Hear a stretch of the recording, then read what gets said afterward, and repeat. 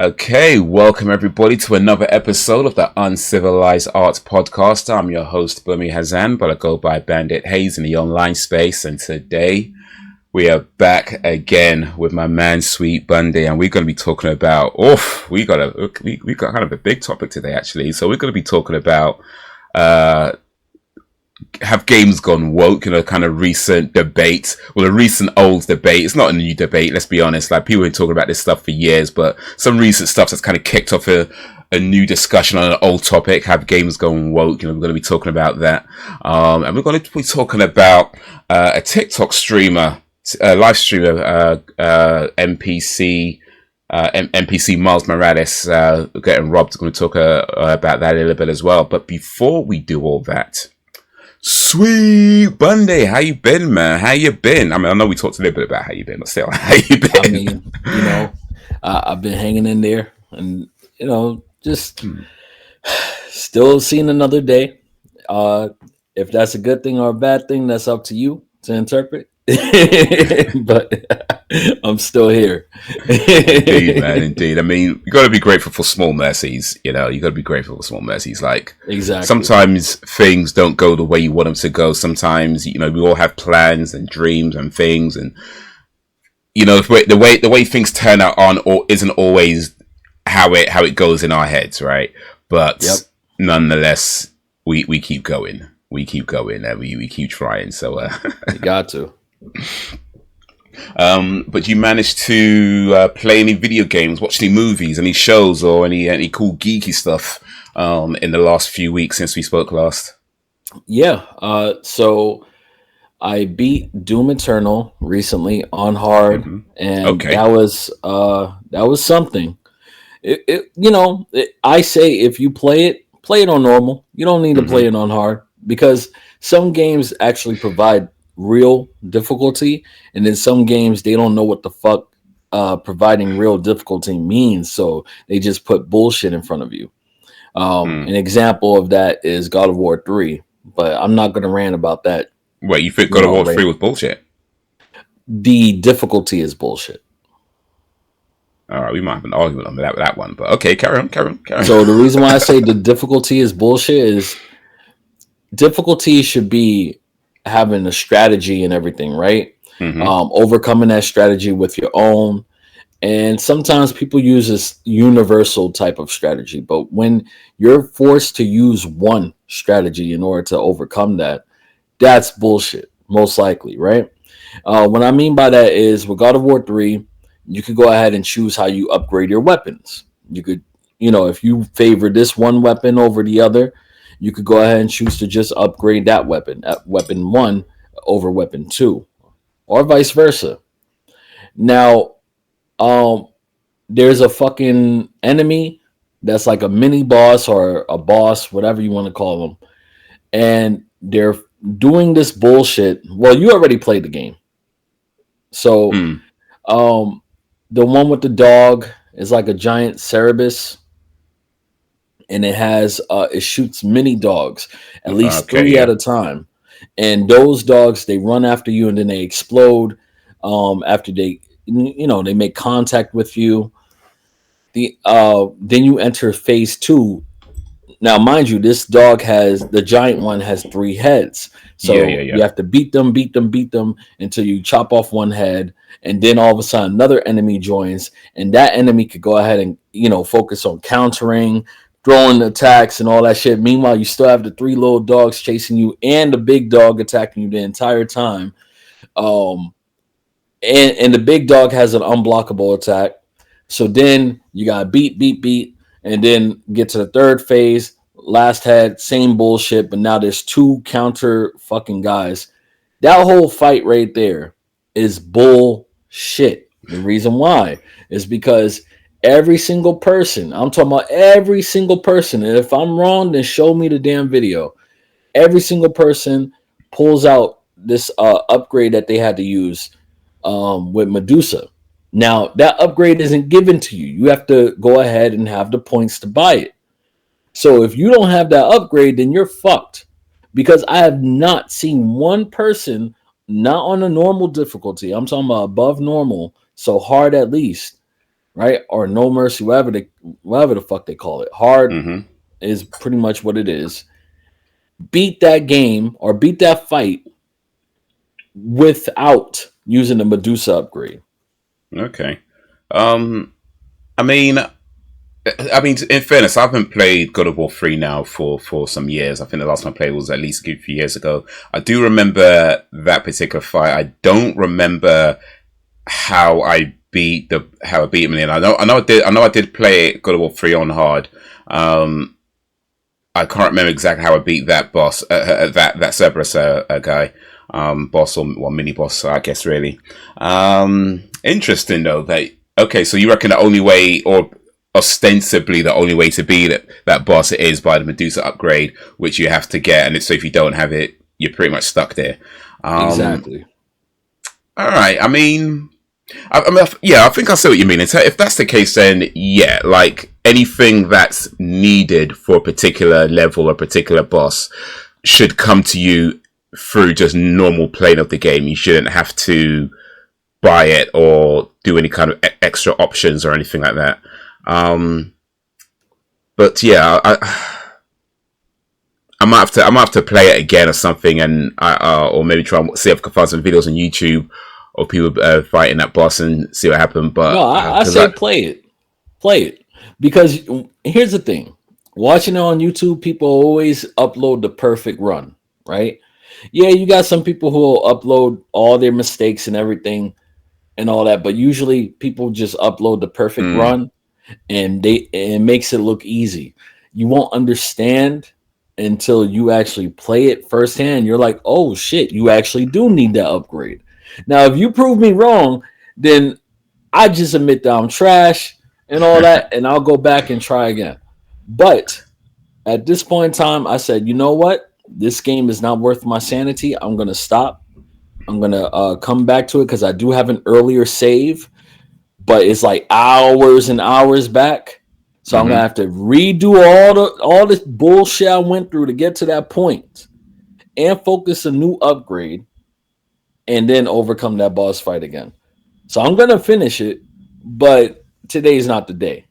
I actually got like a small little pain in my head just thinking about it. Yeah, that's how much that game pisses me off. all right. So for anybody watching and or listening, just a mini challenge there from us from Sweet Bundy. If you've beaten that Cerberus guy, Cerberus dog on God of War 3 on the hard difficulty or higher without using Medusa upgrade, let us know. Let us know. And if you've got evidence of that, even better. Yeah, because anybody could say they did it. Yeah.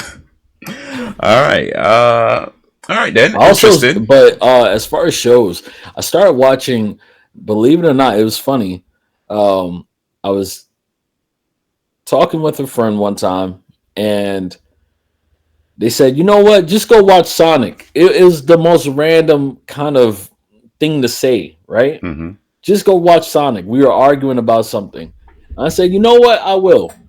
So I heard about Sonic Prime that's on Netflix. Of course, I don't have Netflix. I watch my shows how I watch my shows. But I watched Sonic Prime, and I finished the first season so far. And I gotta say, that show is actually pretty fucking entertaining.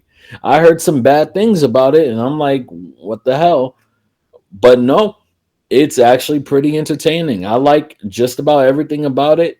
Um, yeah, I wish I could go into details about it, but it's like spoilers. I say, yeah, if you're a Sonic fan and you got some extra time, you might want to check it out. It's actually a good show. Okay, so it's called Sonic Prime and it's on Netflix. Yeah, Okay, all right. What was it like? I mean, it sounds like a children's cartoon, just the way you described it. Like, it's I mean, the fact it's called Sonic Prime, it sounds like a. Don't get me wrong. I mean, Sonic could be a kids' cartoon. That's fine. It's kind of is what it is. But I mean, would you think grown-ups would enjoy it as well? Or is it just for the yeah. kids? I'm a grown up. Oh, fair enough. Debatable, but I say it like this: people could have the same argument about the Miles Morales movie. Mm. You know, the Spider-Man movie, part one, part two. People could say the same thing, but did you find it entertaining? It's one of the best movies of the year. Well, indeed, and well, we talked about that at length. So yeah, Exactly. definitely So like those movies. yeah, you can't limit yourself and see something animated and be like, oh nah, this is if it's something like the fucking Paw Patrol, yeah, you shouldn't be watching that. The fuck are you watching Paw Patrol for? But when it comes to Sonic that's been around since I was a fucking kid, yeah, turn that fucking Sonic on. Fuck that. It's not and the thing is, it's not like how can I say? It's it's a story that's entertaining. Good dialogue is not talking down to you or anything. So it's up there. It's like if you could pay attention to the story, there's something going on in the story. And you're trying to figure it out. And it's not like it's so fucking see-through where it's like, oh, obviously it's X, Y, and Z. I Mm. don't want to go ahead and give too much. Like I said, I'm being vague on purpose. I don't want to give Yeah, details and yeah. everything because it is an entertaining story. It's not. Don't get me wrong. I'm not trying to blow it out of proportion either. It's not one of the greatest Sonic stories of all time. It's one of those things where if it was a game, I definitely would have bought it. Definitely. I'm actually baffled that they didn't turn it into a video game. Okay. By the way, just to kind of maybe make my sort of position clear, if you are an adult and you enjoy watching children's shows, I ain't got no problem with that because in the day, like you do you. So it's more so much that like certain shows are not for you. You know what I mean? And not to say that just because they're not for you, you can't watch them. But it's kind of like, okay, how much of a priority is this going to be? You know what I mean? So like, if you're saying it's really good and people can enjoy it, then yeah, maybe I'll prioritize it a little bit more. But if it was like maybe more of a just a kids thing, it's not that I would never watch it, but it might be more of a low priority for you. That's really what it is. But yeah, if you're a grown up and you enjoy kids shows, shows that are made for kids, and you still enjoy, hey, there ain't nothing wrong with that. And that you have fun. You ain't hurting nobody. I hope. Yeah. But yeah, that's all I meant really. Well, that's what I was trying to say anyway. Um, but yeah, I mean, as for myself, oh, I started watching The Walking Dead again, Walking Dead season 8. So I've been working my way through The Walking Dead from last year, really, and I ended up taking an impromptu break after I got to season 7. So I recently just watched season 8. Season 8, by the way, is the first one that I hadn't seen before, which probably makes no sense because what I meant is that years and years ago I was watching The Walking Dead, and because it's like before Disney Plus and all that whole thing, you're kind of watching them a bit here, and it might be like 3 years later you get the next bits and it shows up on this service, but it's not this service anymore, and now it's on this service. It was a mess, right? So Mhm. you ended up like watching bits and watching seasons, and I think I got up to about season 7, and then it all kind of got all messy, and I ended up just forgetting about the whole thing for years and years to come. And then finally it was like, it's on Disney Plus now. I can watch it. It's all in one place. I can just watch it here. So yeah, watch seasons 1 to 7, but those I'd seen before. But I watched them again. Season 8 is now me watching this for the first time. So this is one I haven't seen before. Just watched it for the first time. And yeah, I won't go into spoilers just in case anybody hasn't seen it. I'm sure there's a few of you out there. I know I'm mad late, but I'm not the only one who's mad late on these things. But yeah, I do enjoy it. I would say that, I think the last time I spoke to you about The Walking Dead, you were saying something about how it kind of takes a turn for the worse. I do kind of feel like I'm seeing inklings of where that could be happening. you know, like I still enjoyed the season. I still thought overall it was entertaining. Overall they told a good story. But certain decisions they made with certain characters, and I won't say who because I don't want to spoil it for anybody. But just certain decisions and things they did, I was kind of like, I ain't sure about that. I ain't sure about that. And even though I don't know what happens in seasons 9, 10, and 11 and that whole thing, because I know of certain announcements they've already made about other Walking Dead series that happen after this, I'm kind of feeling like I'm not sure about that, you know. So yeah, overall I did enjoy it, but I do feel like I'm seeing some of the inklings of where it might be taking a turn for the worse, and perhaps this might be the last good season. But we'll see. We'll see. I mean, still got 9, 10, and 11 to go, so still got a bit to go before it's all said and done. But yeah, that's where I'm at right now. I mean, I gave up on The Walking Dead personally. Let's see, without doing spoilers. I don't know what number season, but it was being vague. It was a villain that did something to them, and I felt like they fought back too soon due to the reaction of the audience. It was a big deal when it happened, right? When our group got their comeuppance, so to speak. Mm-hmm. It was a huge deal because I used to watch The Walking Dead, and then right after it was The Talking Dead, where they talked about they'll have super fans, and they'll have this one guy. He'll have a whole discussion in front of the audience and everything, and he'll bring on special guests, and they'll talk about it. Even actors from the show sometimes, and they'll just discuss the episode and everything. And sometimes the production, they'll give like little facts about it. It was very, very good. I don't know if they still do it, but it was such a huge reaction when what happened to them. And I think based on that reaction, and I could be wrong, they decided to change the course of the story, and almost immediately our group fights back. All of a sudden they get their backbone again. And I thought that was just poor storytelling, Mm-hmm. because when something happens like that, as devastating as it is, um, you need a moment to really, take that in and then recover and then regain strength. We didn't get to see them on their knees for long. It's like they fell down and then got right back up. If you're watching a heavyweight boxing match and you see these two guys are evenly matched, and finally this one dude that used to always win finally gets knocked down, even Tyson didn't get right back up right away. you know so to see them get right back up and start fighting and everything, it was just like, what the fuck. Um that took me out of it. It broke my immersion, and I was just like, yeah. And then I kept watching a little bit longer, and some more bullshit happened. And I was like, you know what? I'm done. You got it. And then I heard they got like 2 or 3 spinoffs going on at the same time. I was like, Yeah. yeah, I'm glad I jumped out. Yeah, yeah. I think I know what you might be talking about. I mean, if it is what I'm thinking of, personally, I didn't think they came back. I didn't think they came back too soon. But then that's if it is what I'm thinking of. But you might be talking about something that I haven't even seen yet. So Yeah, but that's another yeah, reason why I was being careful. yeah. Yeah. But yeah, they have announced I think one's a movie and there's 2 shows. Like there's the Daryl Dixon show, and I think the movie with Michonne and Rick, and I didn't then know it was a movie, I but think it's a yeah. movie. Maybe I've got that wrong as well, but yeah. Oh, let me see if I can find that real quick.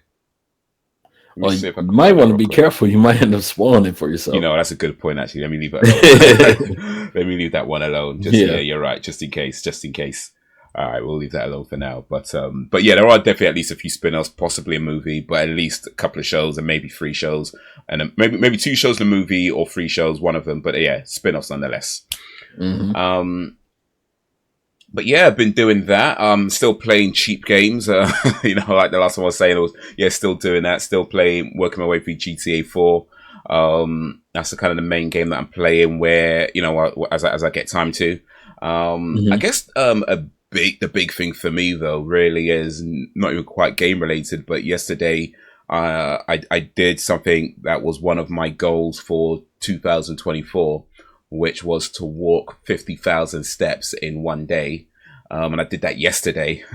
So yeah, that was really cool. I set a few goals myself for 2024.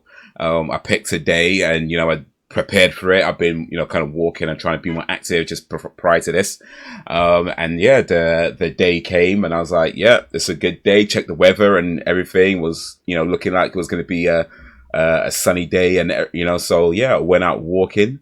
And I walked 50,000 steps, which came to about 25 miles worth of walking.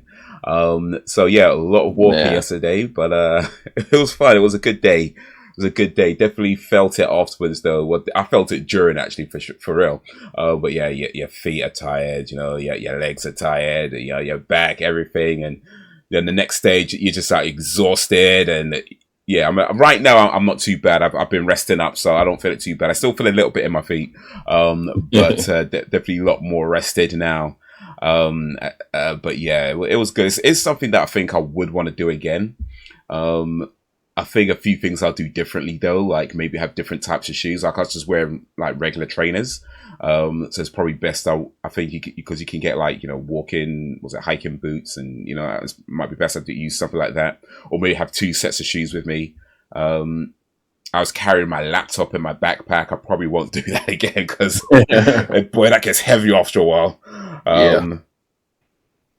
But yeah, other than that, it was a good day. It was just good to kind of be out and just walk around town and do things I don't normally do, and go to places I don't normally go to, and yeah, it was good. And just kind of glad that I was able to plan something and set something out, and and do that. So yeah, it was a good day. It was a good day. Alhamdulillah, it was a good day.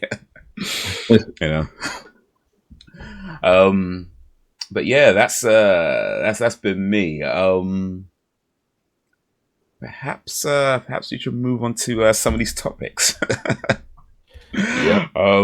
So yeah, we're going to talk about whether games are getting woke or whether that's just all huff and puff. We'll talk about that in a little bit. Before we do that, though, yeah, let's talk a little bit about Miles Morales, or NPC Miles Morales, NPC non-playable character Miles Morales. Now, this is a gentleman that personally I don't know much about until you told me about him, and. I mean, I've heard of NPC streamers, and for those who don't know, real quick, NPC is a non-playable character streamers that I guess behave like a video game NPC, where they do these kind of, I guess, scripted reactions to various, things that they get given on screen. Like if you send them a gift on screen, or the TikTok gift, or like a flower or something, that they'll act in a certain way. Like the most famous, I don't know if she is the most famous one, but certainly the one that I heard about when it was big, when she was big, was or if I say when she was big, she probably still is. I don't know.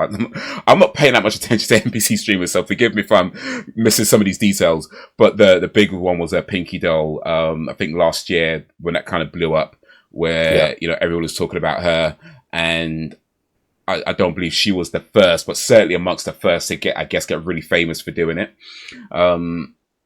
But yeah, there's been a lot since then. An NPC Miles Morales is one who dresses up as Miles Morales, Spider-Man Miles Morales, goes out into the streets of New York and has his camera, live streams to TikTok, and does this whole bit while live streaming. And unfortunately, he was robbed while doing that, and he made a video afterwards just saying that he felt like he's had enough, that he's felt like quitting.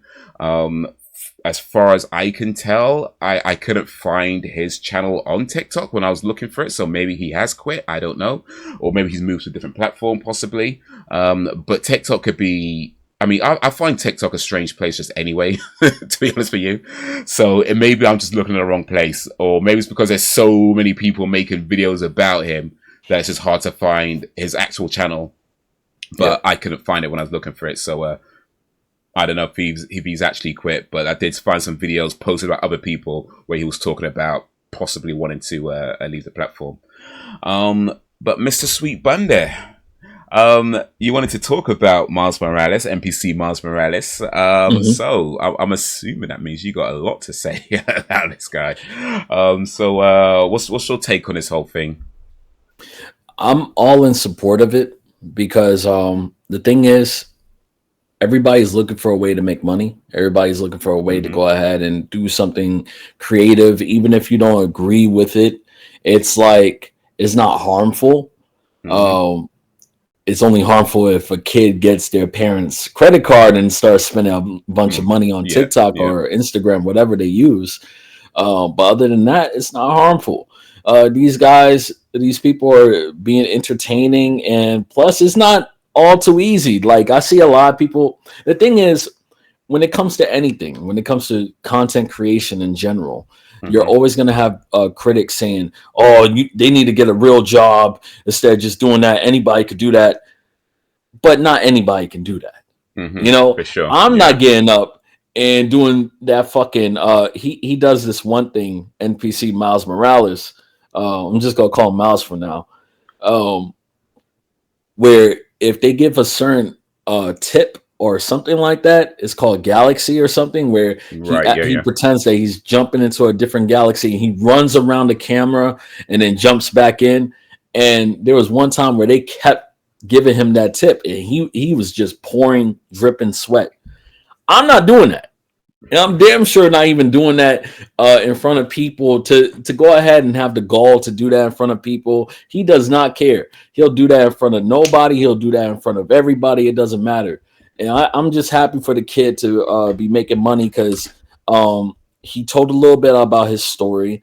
And he was, at one point he was homeless, struggling for Okay. money. And if you find something, it doesn't matter how insignificant, quote unquote, it is, it's significant to you if you can make a living and you can earn, your own place and everything.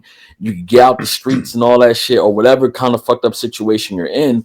I think he was either in a shelter or something like that, and he got out of that.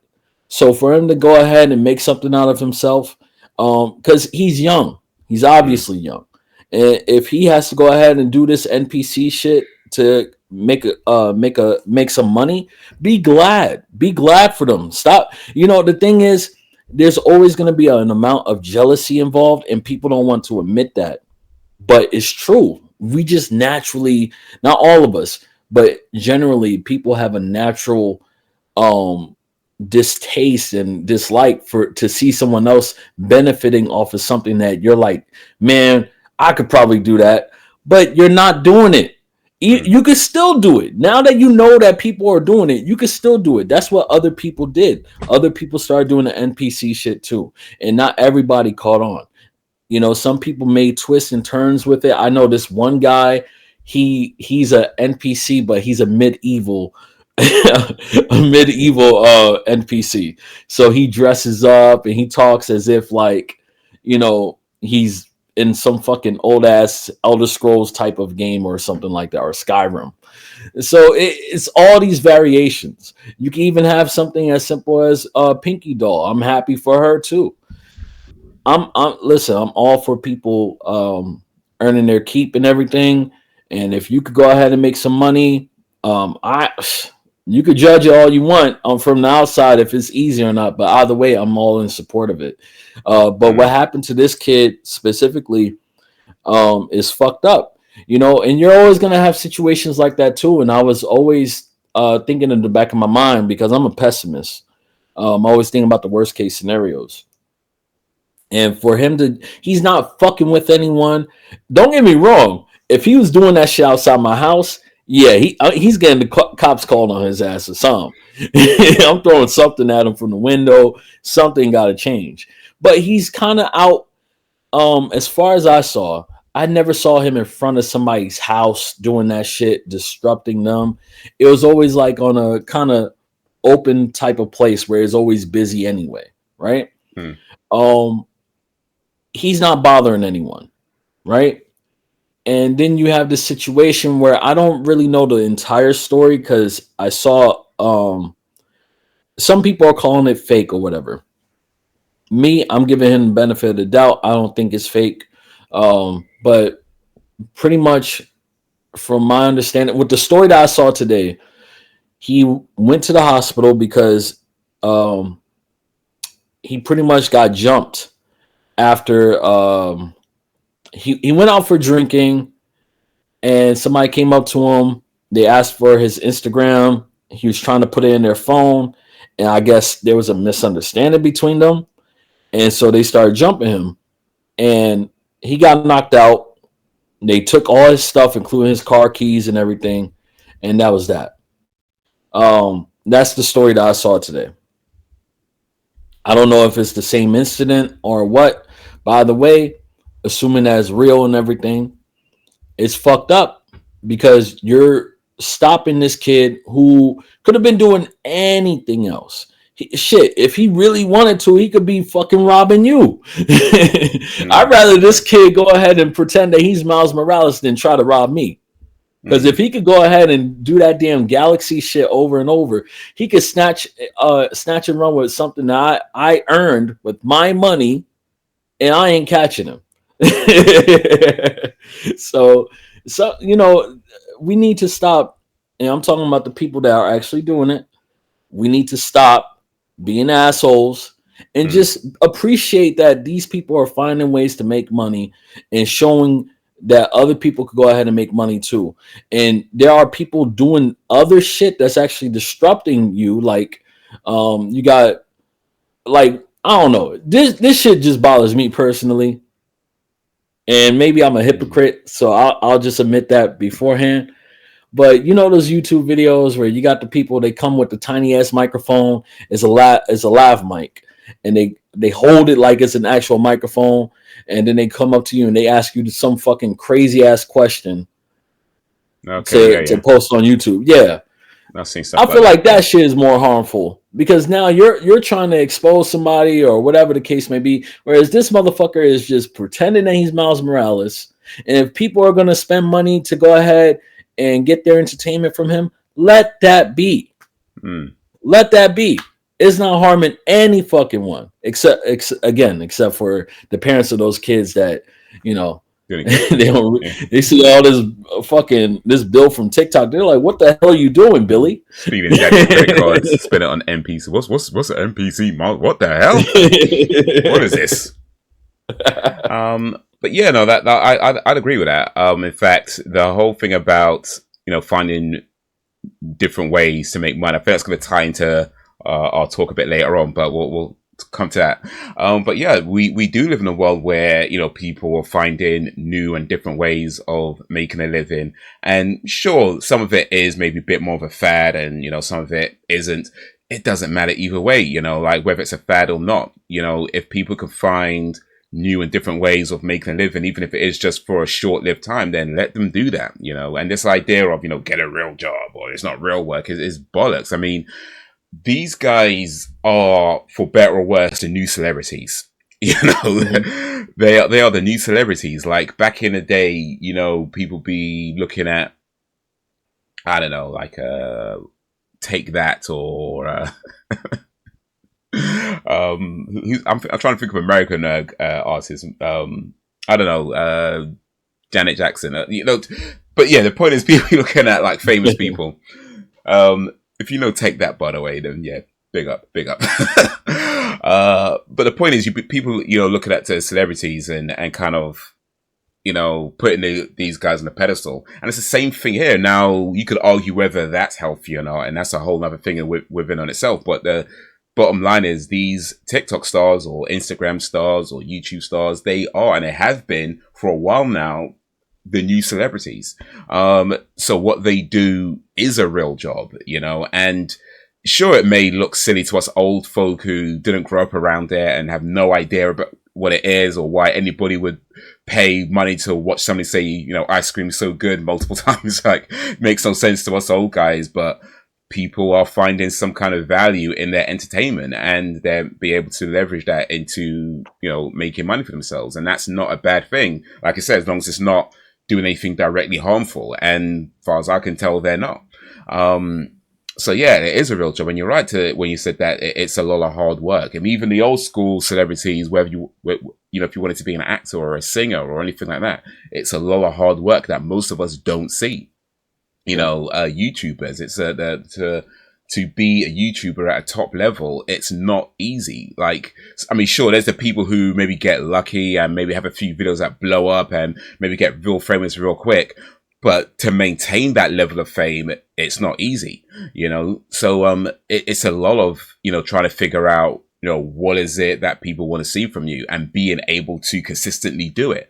It's not easy. It's mentally draining. It's physically draining. It's not easy. Like what these guys do, for that 10-minute video you might see or 1-minute video on TikTok is a lot of prep that you don't see. A lot of, for this guy to be able to live stream, I'd have to assume he's physically fit. I'm not that familiar with him, but I have seen a few clips here and there. If he's doing that, I don't know, maybe I assume every day or most days at least, you're going to be physically fit and mentally able to do it. And I mean, we've all had jobs where we had to do the same thing over and over again, and how tedious that is, right? So like you already know that when you're doing these sorts of things multiple times, no matter how much you might enjoy it, there's a level of it being tedious. But to keep coming back and doing it, it is not easy. So yeah, it is absolutely a real job. Just as packing shelves, it's a real job. It's a lot of hard work. Not everybody can do it. A lot of people try. But yeah, not everybody can do it. And that's clearly the fact by looking at the numbers of, people who attempt these things. Like the amount of YouTube channels there are, it's like this many, but the amount of YouTubers you've heard of is like this many. You know what I mean? Like you hear about the famous ones you hear about. So a lot of times people have this idea, oh, all these YouTubers are making something. No, like it's this many people that are making a lot of money. There's this many people on YouTube trying to make that much money. You know what I mean? So it's not easy at all. It's not something that anybody can do. It's just something that let me rephrase that. It's something that I guess has a low barrier of entry in a sense that a lot of us by now have access to a camera and internet. So anybody could do it in a sense that you can make a video and upload it. But in terms of doing it on a high level and consistently, that is not easy. So yeah, big up to anybody who's doing that and able to do it, and especially if you're able to do it and maintain your mental health. So it's not easy. But as far as this kid getting robbed, that's just not cool at all.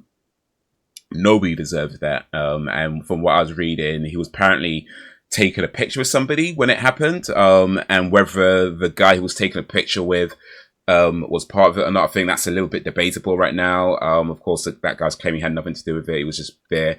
So from what I'm reading, it seems like somebody just saw an opportunity and took it, which is not cool. But it's also the unfortunate truth of the world we live in, that, when people see these opportunities, it's not, sometimes when people might be going, they don't necessarily intend on robbing somebody, but they just see something lying down and thought that's an opportunity and they take it, and it doesn't make it okay. It doesn't make it good, but yeah, it's something to be mindful of, that maybe it's something that if he does decide to come back to live stream, and then maybe have like security with him or somebody to watch guard, or or stand by the camera, just somebody to make sure that that sort of thing doesn't happen. Because I don't know this for a fact, but from what I can tell, he's pretty much just out there on his own. I'm not sure he has a team with him, and if he does, then maybe they need to be around more. maybe his team needs to be a bit closer if they were there. To my understanding, it's just them. It is just him. Okay, because that's what I looked to when I was reading it. It's just him out on his own. Which, yeah, perhaps that I don't want to sound like I'm victim blaming or whatever, but yeah, it's an unfortunate truth of the world that perhaps that's the thing, to be out there with a security or somebody who can, keep some kind of guard or act as some kind of deterrent for any kind of opportunist, like I felt like I say, I was out walking the other day, and there was a moment where I was putting something in my bag, and I had my phone on just like this sort of, I don't know, won't call it a bench, but just kind of like a wall, a kind of raised kind of wall that you might sit on or whatever. Anyway, so I had my phone on that, and I kind of bent down to put something in my bag, and I got up, and my phone was still there, but like immediately I was like, what was I thinking? I literally just had my phone. It just unattended. I'm not quite unattended because I was there, but it was out of my sight. For maybe like 10 seconds or so, 10, 15 seconds. And it was like one of those moments where it's like, why did I do that? You know, because that's such a thing that you kind of train yourself to not do at all under any circumstances. You don't do that, right? And because there are so many people who would just see that opportunity to just snatch it and run off. And even though it was only like 10, 15 seconds, that's all it takes. you know, that's all it takes. I could have got up and my phone could have been gone. And I'd have been none the wiser. Just see somebody running off and he's like, 100, 200 meters away already, So yeah, I'm not saying that makes it okay. I'm not saying or anything like that. It doesn't make it okay. It's not okay to steal. People shouldn't do it. But yeah, like I feel like if you're gonna be in that space or any kind of space really, where that's the potential of things could happen, it's just have security or just have something that keeps you a little bit safer. You and your belongings a little bit safer, because it's just the unfortunate truth of the world. People will take these opportunities, Yeah, I think it's fucked up that he even has to consider doing that. Because again, he's not being a troublemaker as far as I saw. Don't get me wrong, the kid's no punk. There's been times where people were like talking shit, and he will be quick to break character.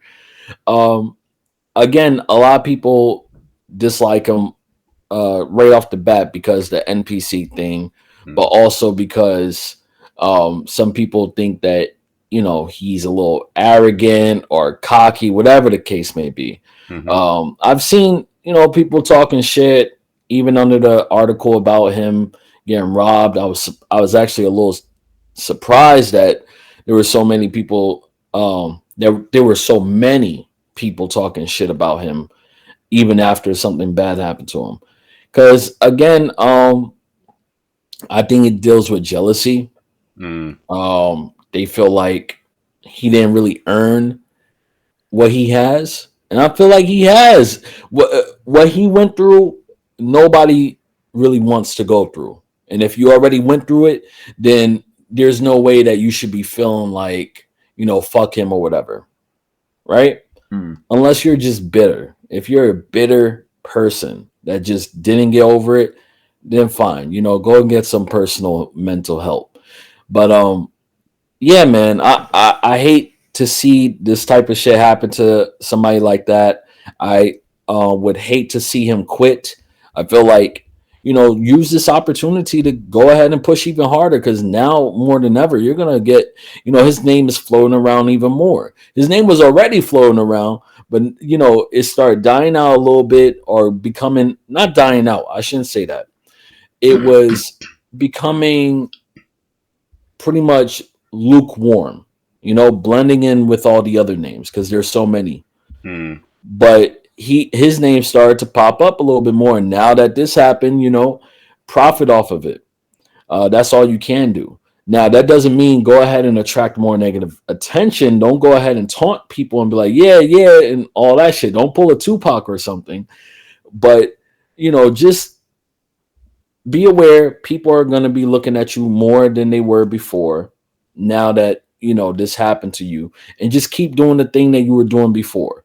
Don't get out of character too much, and I don't mean that like literally, but yeah, don't get too out of character. Just keep focused on doing what you do, and and use your money wisely, because when this NPC thing, because eventually somebody's going to come up with something else. Yeah. And it's going to be time to hop on that train. So the NPC thing is going to be lasting. I don't know. I'm no expert, but from what I've seen with trends and everything all these years, and I hate to say it like that because I feel old, but I am getting up there. No, I've seen it. Yeah. Trends come and go. This is true. They come and go, they get popular, Exactly. Some get really popular, and some certainly last a lot longer than 15 minutes, but yeah, trends come and go. They ain't nothing lasts forever. So ride the train for as long as you can, but don't be done with your money, because people are making a lot of money out there. And I like you say, I hope they're being smart with their money as well. Or people, I hope they're being smart with their money, because You know, like, I ain't saying don't have fun or whatever. Of course, have your fun. You know, I mean, of course, have your fun. You got to have your fun, but just don't be done with your money. Make sure, like, you know, you've got enough to maybe buy a house. Make sure you got enough to maybe, you know, have some, if possible, have enough to live off where you don't even have to get a job afterwards. You know, make sure if you can do that, that'd be even better. But yeah, just don't be done with your money. Like, you know, don't be spending it all on like just stupid stuff that don't matter. And then when that train just abruptly stops and you just have to, you get off and, you know, you got no money left. The next train comes on with all the trending people, but that's already packed up and nobody wants you on that no more. So, you know, so yeah, ride the train for as long as you can, but just, boy, don't be done with your money, you know? Yep. But, oh, I was thinking of something actually, bro, what was it? Ah, damn it, my bad. My bad. But yeah, I mean, no, hopefully, I mean, hopefully these guys, all these guys are doing well with it, doing okay with it. Okay, that's what I wanted to say. Yeah, so in regards to whether he comes back or not, I mean, I think really ultimately he's gonna have to do what he feels is best for him and his own kind of, you know, well-being, because like, yeah, I think the smart business thing to do would be to, you know, take advantage of the fact that your name is trending, you know, where, because like I said, there's no such thing as bad publicity. That's the old kind of showbiz saying. There's no such thing as bad publicity. But ultimately, I think in this day and age, people do focus on mental health a bit more. And if you're feeling like, you know what, this is just not the time for me, because in the end of the day, you have to, at least in my mind anyway, I feel like you have to do anything you do, popular or not popular, has to be done in a way that's sustainable, and that includes mentally sustainable. And if now's not a time where you feel like you're ready to come back, then it may be best to hang back a little bit. And even if that means your name drops out of the, you know, kind of trending, you know, whole thing, and maybe by the time you come back, nobody cares about story no more. But perhaps that's a better thing, to be able to keep doing it in a consistent, sustainable way. I mean, that's for him to decide, for him to figure out, of course. But though I do recognize that, to what you were saying about, you know, getting back while your name is trending, I think that is a smart business move. Sometimes a smart business move isn't necessarily the best move in the grand scheme of things, you know, because yeah, money is important, and we all want to make as much money as we can, but yeah, we also need to be, you know, not ready to jump off you know, we need to be like mentally there as well, because but celebrities like that whole lifestyle, it's mad. You know, we all hear about celebrities that, you know, behind the scenes were going through some madness, but then in front of the camera they were still smiling, still dancing, and nobody thought anything was wrong until one day you don't hear about them. You know, you hear about them in the news or something, and it's like body found. So like, all I'll say is that yeah, yes, it is a good business decision, but also if it's not a good mentally healthy decision, then it might be best to just be like, hey, I've got some money, let me just take a break for a while and come back when I know I'm ready, you know. Mm-hmm. But yeah, that's for him to figure out. I can't make a decision for you. Be a man, be a Spider-Man. Well, actually, no, even better. With great power comes great responsibility. That's the quote. Since we're talking about Miles Morales, granted that was more Peter Parker, but even still, it's Spider-Man, right? It's Spider-Man. With great power comes great responsibility, and that's a saying that we all need to pay attention to.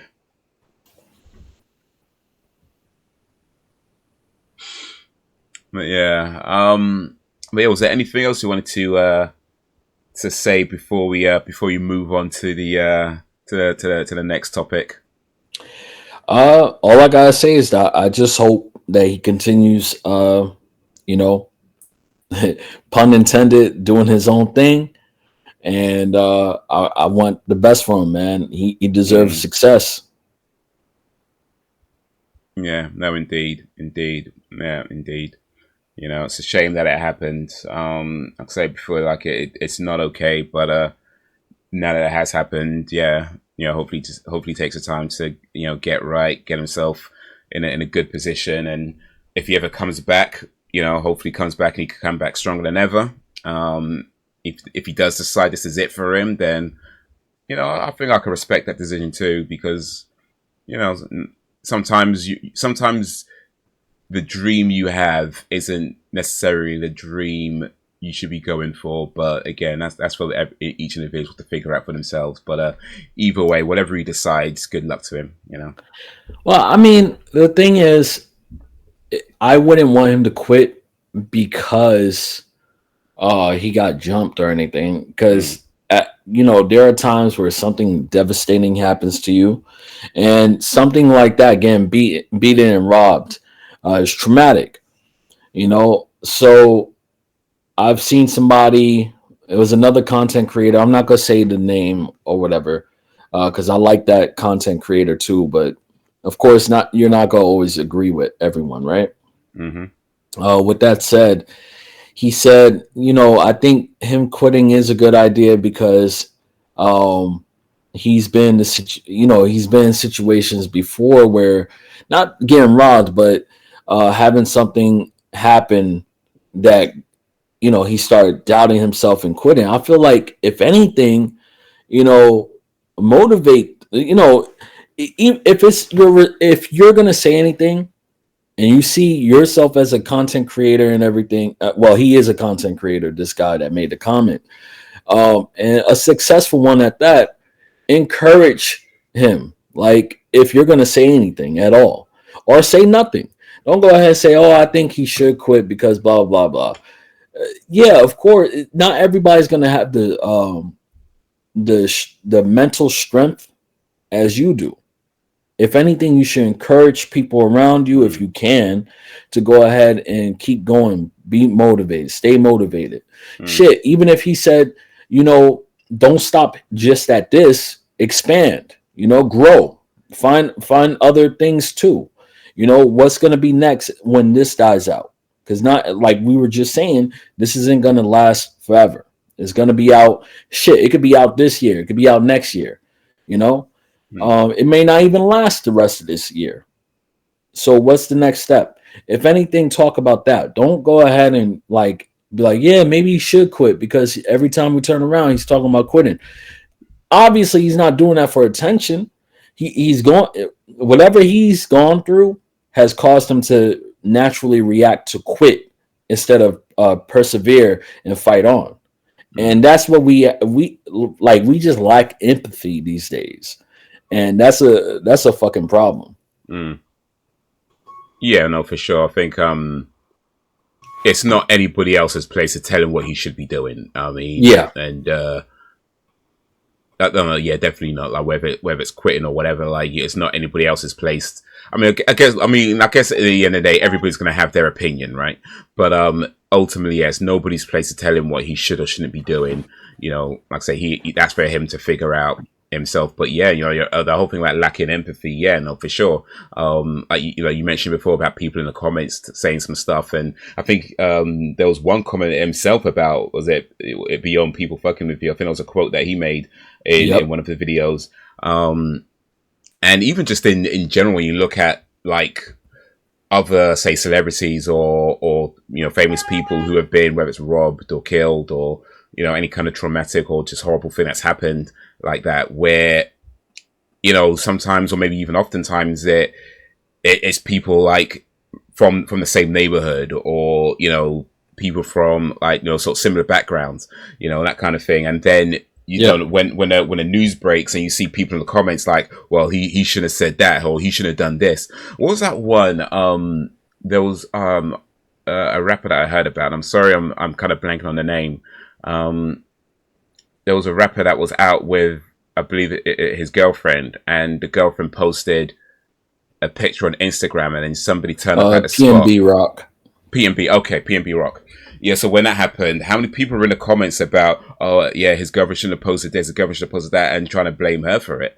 And, like I said before, yeah, we do live in a world where unfortunately people, take advantage of certain things, and that often means that we have to be extra vigilant about what we do and what we say and something like that. But there's no way you can say that was her fault, you know. Absolutely not. But like you say, like a lot of times people just lack empathy. Yeah, Somebody just lost somebody close to them, right in front of them, and then their response is to blame them for it because they posted a picture on Instagram. It's like, nah, come on, that's ridiculous. And it's You know, also that's because we ridiculous. have normalized shit, way too often. Um, and that's something that's generational. So there's Mm, no undoing that anytime soon, unfortunately. But we've normalized it. Like the story about you leaving your phone out. I so for example, it depends on what area you're in, right? So the area that I was working in is different from where I live. Where I live, you don't leave shit out like that or whatever. That shit will be gone, mm, right? But when I was the area that I work in is way different, where somebody will go ahead and be like, "Hey, you left your phone," or you see people leave the store all the time. They'll leave their phone behind by accident or their keys, stuff like all these valuable things, and it always gets returned. Nobody steals them, right? mm. Yeah, So how it should be. yeah, and it's crazy because it's like being in that area a little too long had me, being careless sometimes. I would leave my phone in the front of the store, and it doesn't sound like a big deal, but you got to think about it. I come from an area where you leave like that story you just told, leave your phone away for a few seconds without you looking at it, and that shit is gone by the time you look. Mm.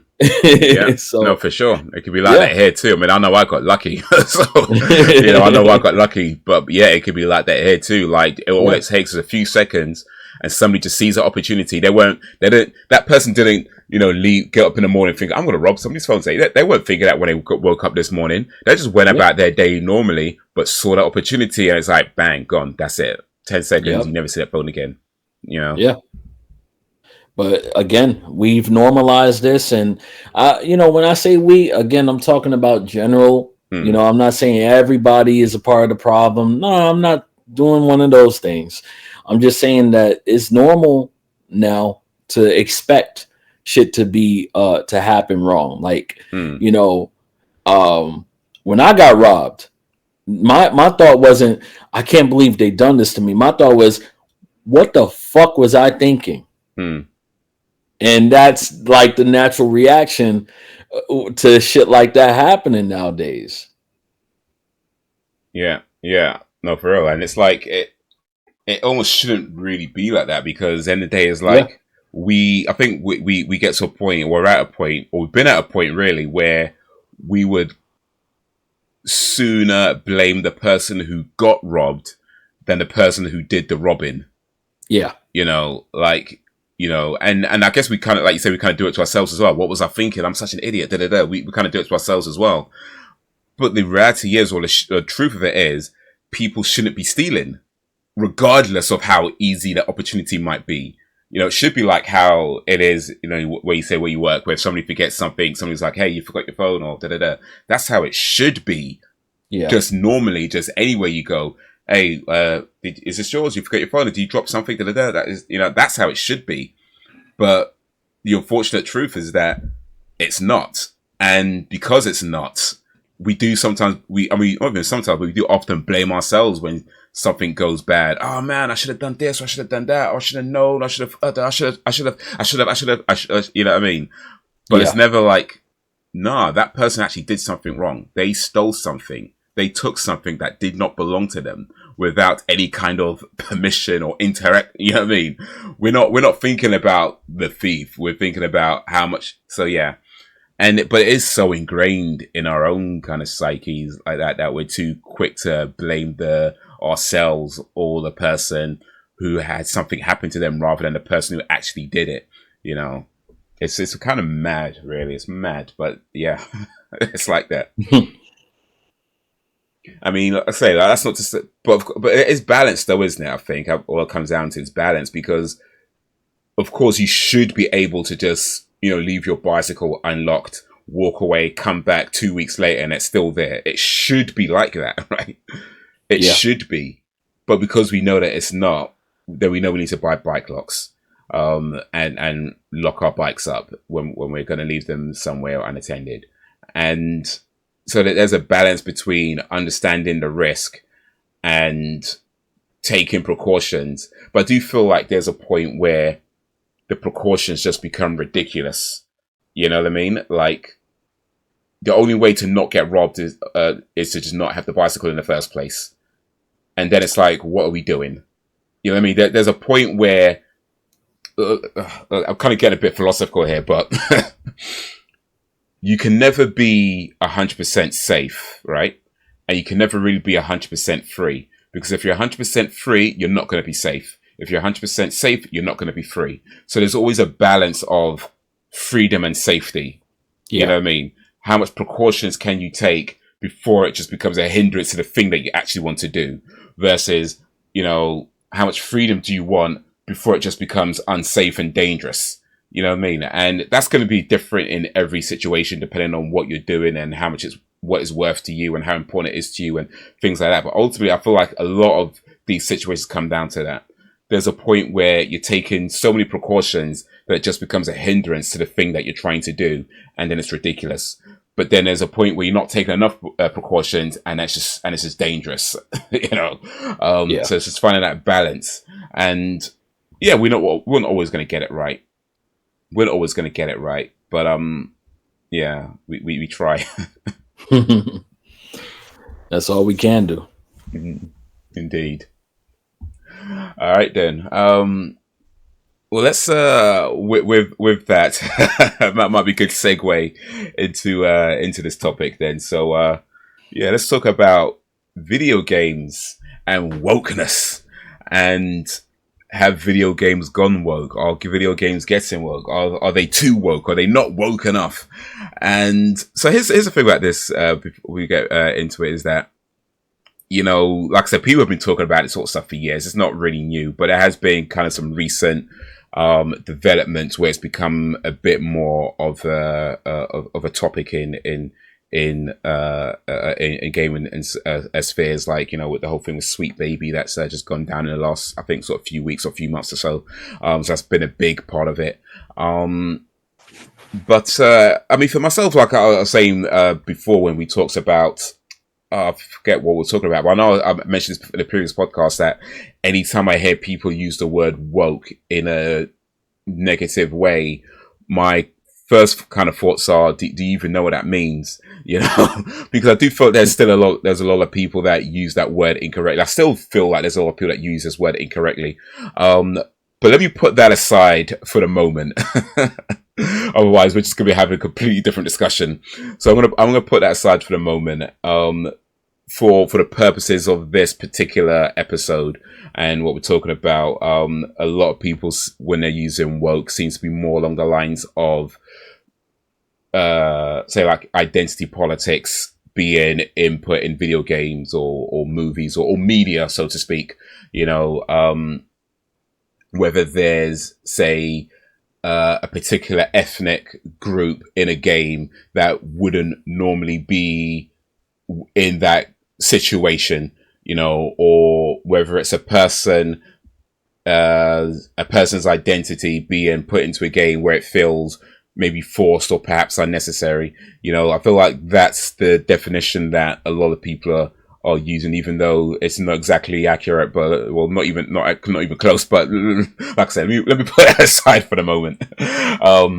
But I mean, would you say that's about how people are describing it, or how's your feeling towards it? I mean, you know, I wasn't really too versed on the whole Sweet Baby thing.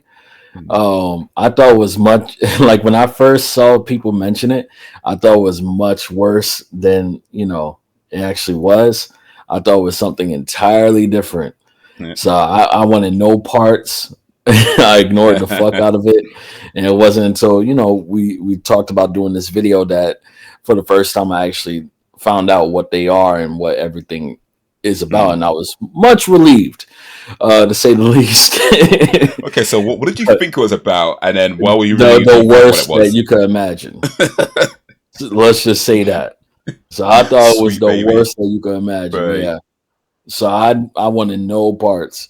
But yeah, I mean, I watched some videos about it and read like one or two articles to kind of get like an understanding of it, because of course you watch one video, they say this, and then other YouTubers, they watch that video, so then they spread the same information. So I wanted to go ahead and get opinions from somewhere else too.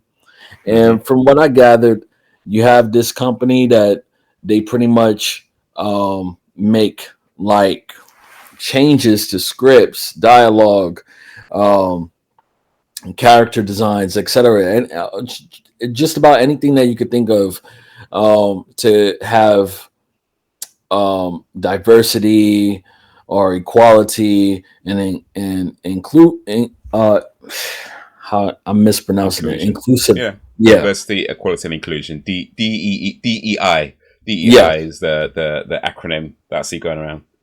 and it's like I've always been against pandering, and Mm-hmm. that's what I see it as. I see it as pandering, because you could go ahead and include as many gay people, as many black people, as many trans people into all the shit that you want to. But if it doesn't make sense when you're including this character, then what the fuck is the point of it? Mm. Just to go ahead and have a check mark and say, hey, we got a gay character in there, or hey, we have a black character in there. Job's done. Everybody go home. We didn't create a character that happens to go ahead and be this or happens to be that.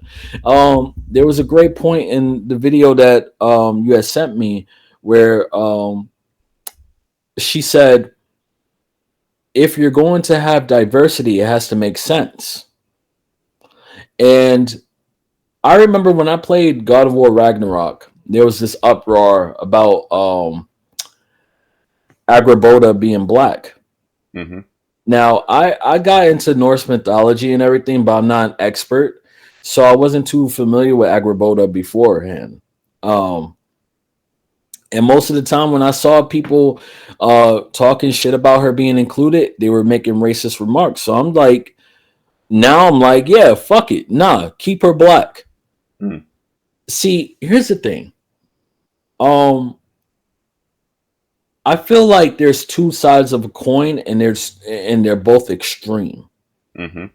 Is nobody doing shit for the right reasons? Nobody says, hey, don't include this character, don't make this character black for the right reasons. And there's nobody saying, hey, let's make this character black for the right reasons, right? Mm. The loudest voices, I mean. Yeah. Yeah. Because you got this other side that says, hey, make this character black because they just want to have a black character involved. And also, they want to piss somebody off. They want to piss off the racist people that don't want that shit to happen. And then, of course, you got the people that say, don't make the character black. Those are the people that are, and again, I'm talking about the loudest voices. I'm not talking about everyone. Mm-hmm. They're like, don't make the character black because we don't want any black people in this game, et cetera, et cetera, et cetera. It's that I'm telling you, I have not heard one person. And I'm not saying that it wasn't out there. Again, I'm talking about the loudest voices because we're not going to see everything. I did not see one person come and say, hey, I don't think this character should be black because X, Y, and Z. Like the person in your video said, it's based on the demographic, the area that the setting is in. It doesn't make sense for that character to be black. And you know what? I know there's a easy argument against that, saying, well, we're dealing with gods and all this and shit. You got fucking people, you got Kratos walking around with the ashes of Sweets are his Baby family Inc., on a his topic that's skin and all that. Yeah, you could have that argument, but is it really necessary to have her black? Is it really necessary to not have her black? Mm. And Yeah. I feel like this. Just tell the fucking story. Let's not be focused on watching a story and then be like, hey, there's no black people in here. Or hey, there's no gay people in here. Or hey, there's no trans people in here. Relax. Tell your fucking story. Because there's so many stories that we could tell that can include those people and is much more natural. Mm. When you go ahead and you antagonize one or the other side, it's gonna get worse no matter what. So again, when you have the people who that want a black character in there just for to have them be included or have diversity, you're gonna go ahead and antagonize the other side, and vice versa. If you're yelling about a character being black or whatever you're against, you're just gonna antagonize the other side. So, Mm. in short, I think both sides should shut the fuck up, leave shit alone, and let the people that know how to do their job. If you know how to write a story, tell your damn story. And don't focus on, oh, but I need a gay character in here, or I need a black character in here, or whatever the case may be. Do not do check marks based on that just to include, because that is in my opinion. I mean, you know what? Yeah, I mean, I think you just kind of hit the nail on the head when you just said, "Shut the fuck up and let people do their jobs." You could just end the podcast right there. That's pretty much it. Just everybody just shut up and let them do their jobs. We're done. We're all right. Thanks, everybody. Go home. But no, but I mean, for all that kind of sums up a lot of what I think as well. But yeah, to go into a little bit more detail though. Oh, by the way, real quick, the video I sent you for anybody who was wondering, you might have heard a little noise in the background. So if you did, but if anybody's wondering, the video is called "The Sweet Baby Ink Controversy is Pathetic" by Lady Decade. So that's the video that Sweet Bunny was referring to that I sent him. And yeah, from some what I saw about it, that seemed, at least in my opinion, the most kind of well-rounded, reasoned video that wasn't just like, I hate Sweet Baby, I hate Sweet Baby, or I love Sweet Baby, I love Sweet Baby. It was a very kind of balanced and reasoned video. In fact, Lady Decade is a YouTuber I watch from time to time, so definitely worth checking out her channel if you don't know about her anyway. But yeah, so a couple of things real quick. So Sweet Baby are a consultancy agency, and they specialize. Let me just make sure I get it right. They special because it's on their website. I just don't have it on my screen right now. Real quick, narrative develop. Oh, flipping out. Now it doesn't load properly. Yeah, so narrative development. Was it diversity? Oh, I have to tell them I'm human. What the hell? What's going on? There we go.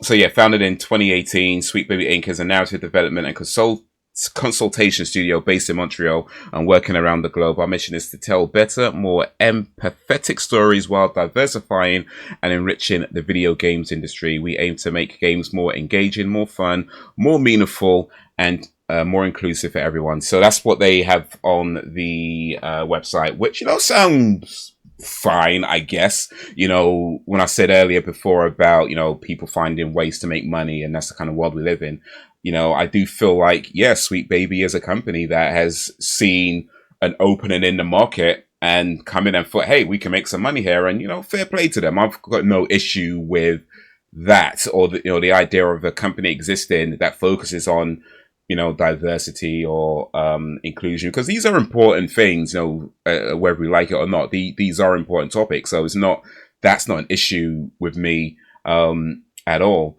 And if game developers feel that they see a value in what they provide, or what Sweet Baby Inc. provides, then they're entitled to that as well. I mean, they've worked with a lot of big companies, according to their site, so they're clearly, companies do see a value in what they provide. Now, whether their audience sees it that way, and of course that's a different matter.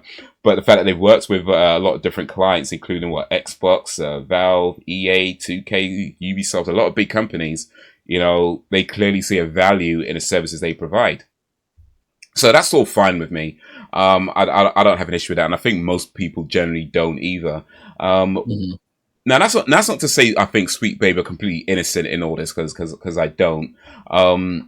But I did come across something that I thought was quite interesting as I was, watching different podcasts and listening to podcasts as well, and just stuff like that, and just how much influence Sweet Baby actually has, because as a consultancy agency, you're there to consult, right? And you give your opinions. And I know there's that video going around of the CEOs talking about, you know, if they don't agree with you, if they say no to your opinion, take them out for coffee and terrify them into agreeing with you. Which, to be honest, I saw that more as just kind of marketing rhetoric. Like I don't personally, that didn't come across to me as like a sinister kind of, you know what I mean, thing. So I feel like people are reading a bit too much into that. That's my feeling. I feel like people are reading a bit too much into that.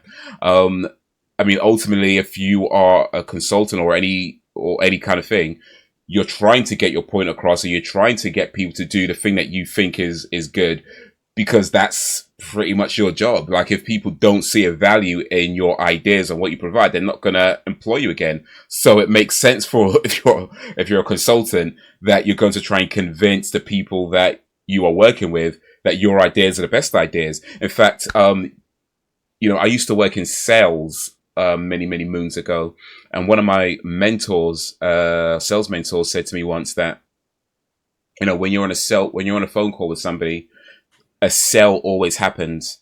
Either you sell the customer on why they should buy your product, or they sell you on why they shouldn't. Right. So that's how I look at it. You know, that they're doing their job in terms of trying to get these companies to include their ideas. Now, that being said, it is down to the companies to say yes to that.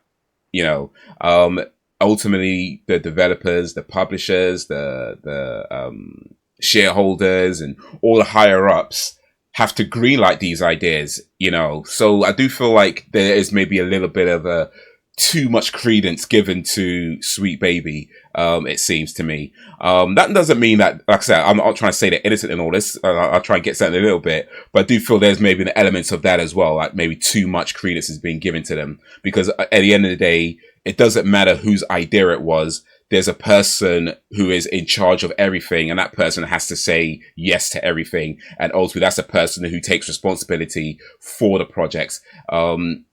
You know, like in movies, for example, if a movie does really well, we say, "Oh, that's a great director." Similar if a movie doesn't do so well, "Oh, that's a bad director." You know what I mean? That's a bad, you know. But ultimately, they're working with, like, how many different people? You see the credits in these things. There's like millions of names that coming up when the credits start rolling. So it's not one person, but one person ultimately has to make these decisions. So yeah, they have their consultants, and they have people who come in for various things that say, "This is my idea about this, and this is why you should do this, and I'm going to try and convince you to do the thing that I want to do." But ultimately, there is that guy that has to say yes to it, and that's the person who should be taking responsibility for the project, regardless of whose idea it actually was, you know? So yeah, Sweet Baby as a entity that exists, I don't have an issue with. Where I think they screwed up, though, like I said, they ain't innocent in all this. Where I think they screwed up is where they went after, what's it called again? Sweet Baby Inc. So somebody set up a page on Steam that detects games that Sweet Baby have been involved with, right? And it just lists a bunch of games that they've worked on, consultant or whatever. And at the time, apparently it was a really small page, hardly anybody knew about it. But then somebody from the Sweet Baby company tweeted out how they were being harassed by them, and even though I don't believe they were, at least as far as I can tell, they weren't. It's just a page that got set up, and it ended up drawing more attention, of course, to this page.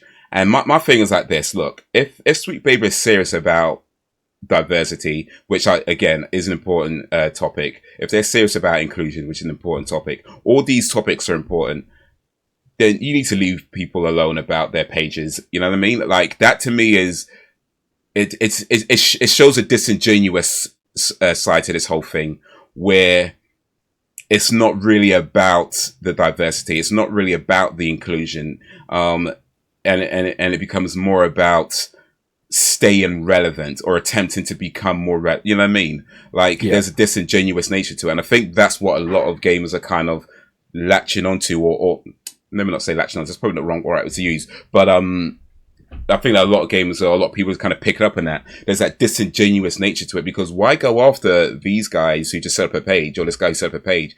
Ultimately, they have every right to set up a page.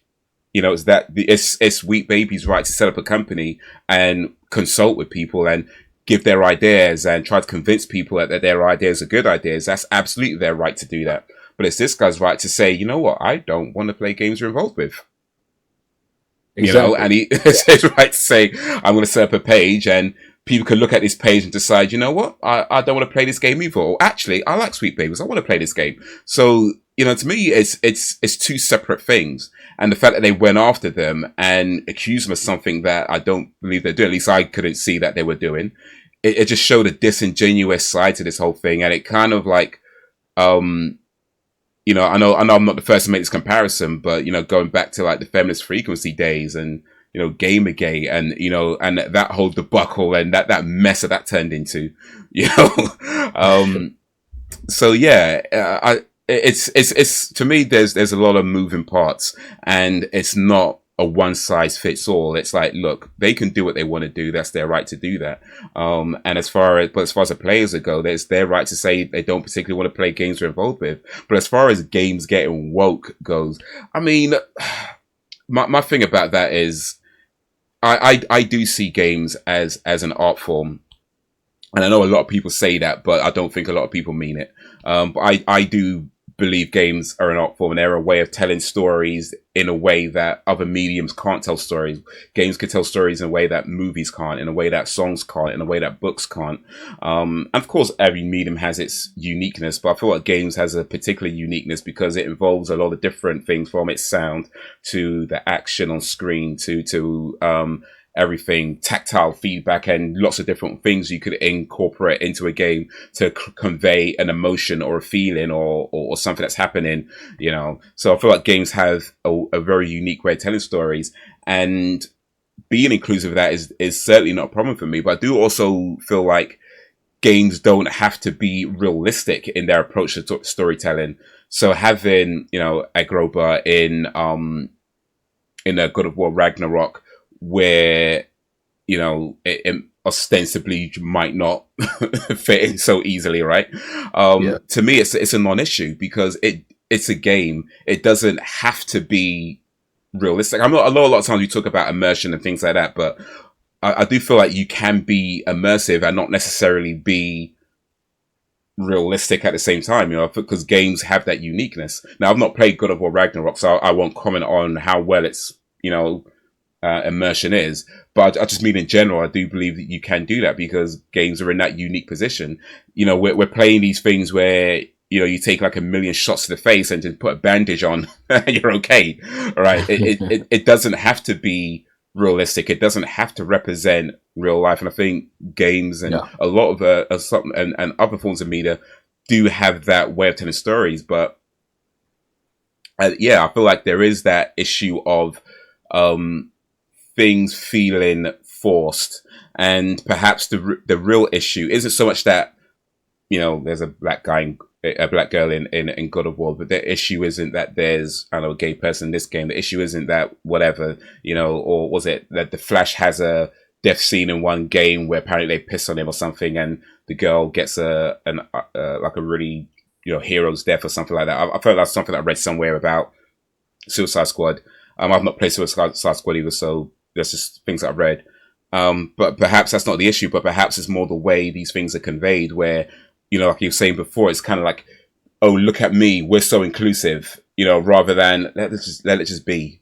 You know what I mean? Mm-hmm. Let it just be, put your game out. If somebody says something, it's their right to say something. Move on. Like, you don't have to respond to every arsehole on the internet if you believe that you are doing the right thing. You know what I mean? Like, you don't have to get involved with, some racist guy, if indeed it is a racist guy on the internet, if you believe you're doing the right thing, because it's just some guy on the internet. And the fact that a lot of times these companies feel the need to single out some random site or some random person on Twitter or some random thing and point it out and acts like this is the representation of the entire gaming, opinions. It shows a disingenuous in their approach to things. Like, why are you looking out for some random on the internet? Because how often do you hear about these stories where it's like, somebody claimed they were being targeted, and then all it was some guy on Twitter with like 2 followers, and one of them's his mum, and the other one's him from another account. You know what I mean? It gets ridiculous. So like, yeah, we know there are racist people in the world, and we know there are various bigots and people who just don't like you because, you know, of your identity or your race or your religion. We know that, and I don't believe at least most people, at least as far as I can tell, aren't trying to support that. I'm certainly not, and anybody is, like, you know, y'all can piss off because I ain't trying to support that. But at the same time, it's like, if you're genuine in your approach to really looking at the industry and saying, okay, well, let's try and be more inclusive. Let's try and tell different stories. Great, fantastic, awesome. But then you don't need to be responding to every single person on the internet just because they don't like what you're doing. It's dumb, and to me, it just shows a disingenuousness to this whole thing. So as far as games getting woke goes, I mean, honestly, games have been woke. Games have been woke for a long time in that definition of being inclusive, you know, being a way of telling different stories, being a way that different people can feel seen. That's nothing new at all. You know, granted, it maybe wasn't as much back in the day, but it's not new. And a lot of these companies acted like they invented inclusion. Come on, man, go home. Go home. But anyway, I've rambled long enough. What's your what's your thoughts? I mean, honestly, it's much of the same. I Like I said, I just wish they would just leave shit alone, let shit be. And again, like I said, I don't make a big deal out of it. There are times where it does stick out and breaks my immersion a little bit. Um, but sometimes it's like, matter of fact, breaking immersion. That's one thing I fucking hate. I think I've said it plenty of times Yeah. before. When you break my immersion, you take me out of it, and then you fucked up, right? Because I feel like when you do these type of things, it needs to be genuine. It needs to be Mm, from the heart. It shouldn't just be because you don't have this in here and it should be in here. mm, No, that's not the way to approach things.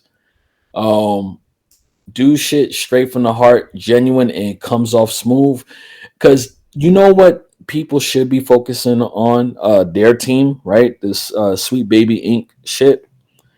What they should be focused on is creating a character, right? Or having a character and having where normally the crowd that would go ahead and rally against this character for being included, they like this character. They didn't even think about this character being whatever they are, the minority of whatever it is, right? Because then you won. Because now you have people rallying behind this character. Here's the thing: if you have a good character, people gonna like that fucking character. And for the people that don't like that character because of whatever they are, then fuck them. But if you got a majority of the people that are fucking complaining about it, that actually play games to play games, we're complaining because we see the flaws. For example, Spider-Man 2. Apparently, that was one that they worked on. And let me tell you, Mary Jane fucking sucks. I don't care what anyone says. Mary Jane sucked in the first one, and people say, oh, well, she's a little bit better in the second one. Her gameplay got a little bit better. But in the context of the story, of everything that she did, it made no fucking sense. Just thinking about that goddamn character gets me mad all over again. Because in the first game, I'm like, fuck. Every time when I replayed that game, and I replayed that game about 3-4 times, I love that game. But there are certain moments, and it's not just Mary Jane. It's Miles Morales too, and it's not just Miles Morales. It's also some other shit that they do to pad out the game. These dream sequences, these fucking moments where Spider-Man you just gotta jump around. You can't just skip past it and go straight to the fucking fight. Anyway, sorry. On the subject of Mary Jane, she is one of the most annoying fucking characters of all time. And I'm not talking about Mary Jane, the character itself. I'm talking about in the context of the specific Mary Jane in the Marvel Spider-Man games, right? Part 1 and part 2. She's fucking annoying. Let me explain. How is it? And this is going to be some spoilers, minor spoilers, okay? Mm-hmm. I'm going to keep it minor Give me as a much warn. as possible. So there's a part in the, you know, the villain of, or at least one of the villains in Spider-Man 2, right? He's been advertised and everything. He was all in the promotions and everything. Doctor, not Doctor Octopus, is it? You want me to tell you? Because I mean, he's That's right. Yeah, you can say it. You can say it. Okay. So it'll be a while before I get to play that game. So yeah, it's fine. Okay, good. So Craven was promoted. Okay, as, right. Yeah. Yeah, and this man, he's trained in the jungle. You know, and this is just a general facts about the character itself, not just in the game, right? So the very essence of the character, like Batman will always be rich, for example, right? So one key element of Craven is he's trained in the jungle. He's a legendary hunter. He can hunt about any beast and always take him down and all that, right? And his people are not as good as him, but good enough to where he's accepted them. He accepted them as his people. So you're telling me there's a sequence in this game where Mary Jane somehow ends up in the truck. They take her, unbeknownst to them, they take her, they travel all the way from New York to the jungle without detecting her in the backseat of their fucking van. And she sneaks out undetected, manages to take down soldiers, a general of those said soldiers, perfectly and fluently impersonate this general that she didn't even get 2 words out of her besides, hey, what are you? And that's it. Okay. If she even got that, perfectly imitated her to her underling, the general that is, to go ahead and impersonate the general in order to get a password, and fluently spoke this language that she just learned the previous year. Yeah. I mean, that sounds very different to the Mary Janes that I'm aware of. Yeah. So, yeah. Is it like an alternate universe Mary Jane or something, or like what the fuck? Oh, I mean, is it? That's what it sounds like. It sounds like a load of what the fuck. Okay, and mind you, she didn't use a real gun. She used a fucking taser. That whole time, she used a taser and like a smoke bomb or some shit to do all of that. All of that I just described, and that's not even the whole thing. And that's my complaint. My complaint is that's bullshit. Even if it wasn't Mary Jane and you had some average Joe, let's say it's Miles Morales' best friend did all that shit, I'll still call bullshit. I would still call bullshit because that's bad storytelling. Ain't nobody doing that unless they're a fucking superhero themselves. Mary Jane is a goddamn reporter. She should be reporting the whole time. If you wanted Mary Jane to be liked, this is what you should have done. All right. And I could be wrong. People could disagree with me. Fine. But this is what you should have fucking did. Have Mary Jane be a supportive role where you, of all the bullshit, because there's already a bunch of bullshit going on in the story. And by bullshit, I'm not saying bad stuff. I'm talking about stuff that Peter's struggling with and everything, stuff that his best friend is struggling with. There's a lot going on. A lot that Miles Morales is going through. So have her be the peace. Like anytime you talk to her, she's trying to talk you, Peter, to get through it, to get through the bullshit, persevere, be a supportive role. That's it. And yeah, she doesn't shine and everything, but guess what? She would have been that moment of peace to you as the player that you get to have through all the bullshit, all the villains, all the fights, and everything that's going on, all the people talking shit about Spider-Man or Peter, and then you finally get that piece from Mary Jane where she supports you. She says the things that you need to hear or that you should hear, whatever the case may be, and you're like, you know what? Thank you. I appreciate that. And then you continue playing the game. And then at the end, you get to see them, whatever the case may be, right? Hmm. That would have been how you should portray Mary Jane, not where she gets involved and she purposely like shits on Peter. You know, she gets involved in every single fucking thing. Like you are fighting. I can't even say what you're fighting, but you're fighting villains. And she comes out of nowhere, but I should be involved too. No, bitch, write an article. Write a fucking article about what's going on. That's what you do. You're a fucking reporter. Report. You are not a superhero. Wait a It's minute. not So about. when did Mary Jane become a reporter, though? Especially a reporter in the comics, or is she? She's a reporter in this universe. So in the games Okay. universe, since part one, she's been like a reporter, not like a TV reporter, but like you know, writing articles and shit. Okay, like a Kentucky Like getting the reporter. scoop on things. That's pretty much what she kept getting in trouble with in She part wrote one. for I a don't know if you Polygon. played. Did you ever play part one? No, I ain't playing none of them. Wow. I know, bro. I'm behind, man. I know. I'm But so behind. basically, Maybe without eventually. spoiling too much, she just kept getting in trouble because she's trying to get the scoop. She's trying, like almost like Lois Lane, Uh huh. you know? Okay. Yeah. Yeah. Yeah. Yeah. But So Lois she's trying to. Lane. I mean, I guess on one hand, here's what I'm thinking right now. This is the perspective of somebody who hasn't played the game, of course. So you know, it is what it is. But I understand that you don't necessarily want to do the damsel in distress thing, right? You know, Peter Parker just come to save Mary Jane, and she's all yeah. I get that you don't necessarily want to do that because one, it's done. It's been done loads of times before. I get it. You don't want to do that, but there's a lot of different ways you can create a strong character. You know, and if you was to make a game, if you wanted to make a game where, um, say Mary Jane was more involved in the action, okay.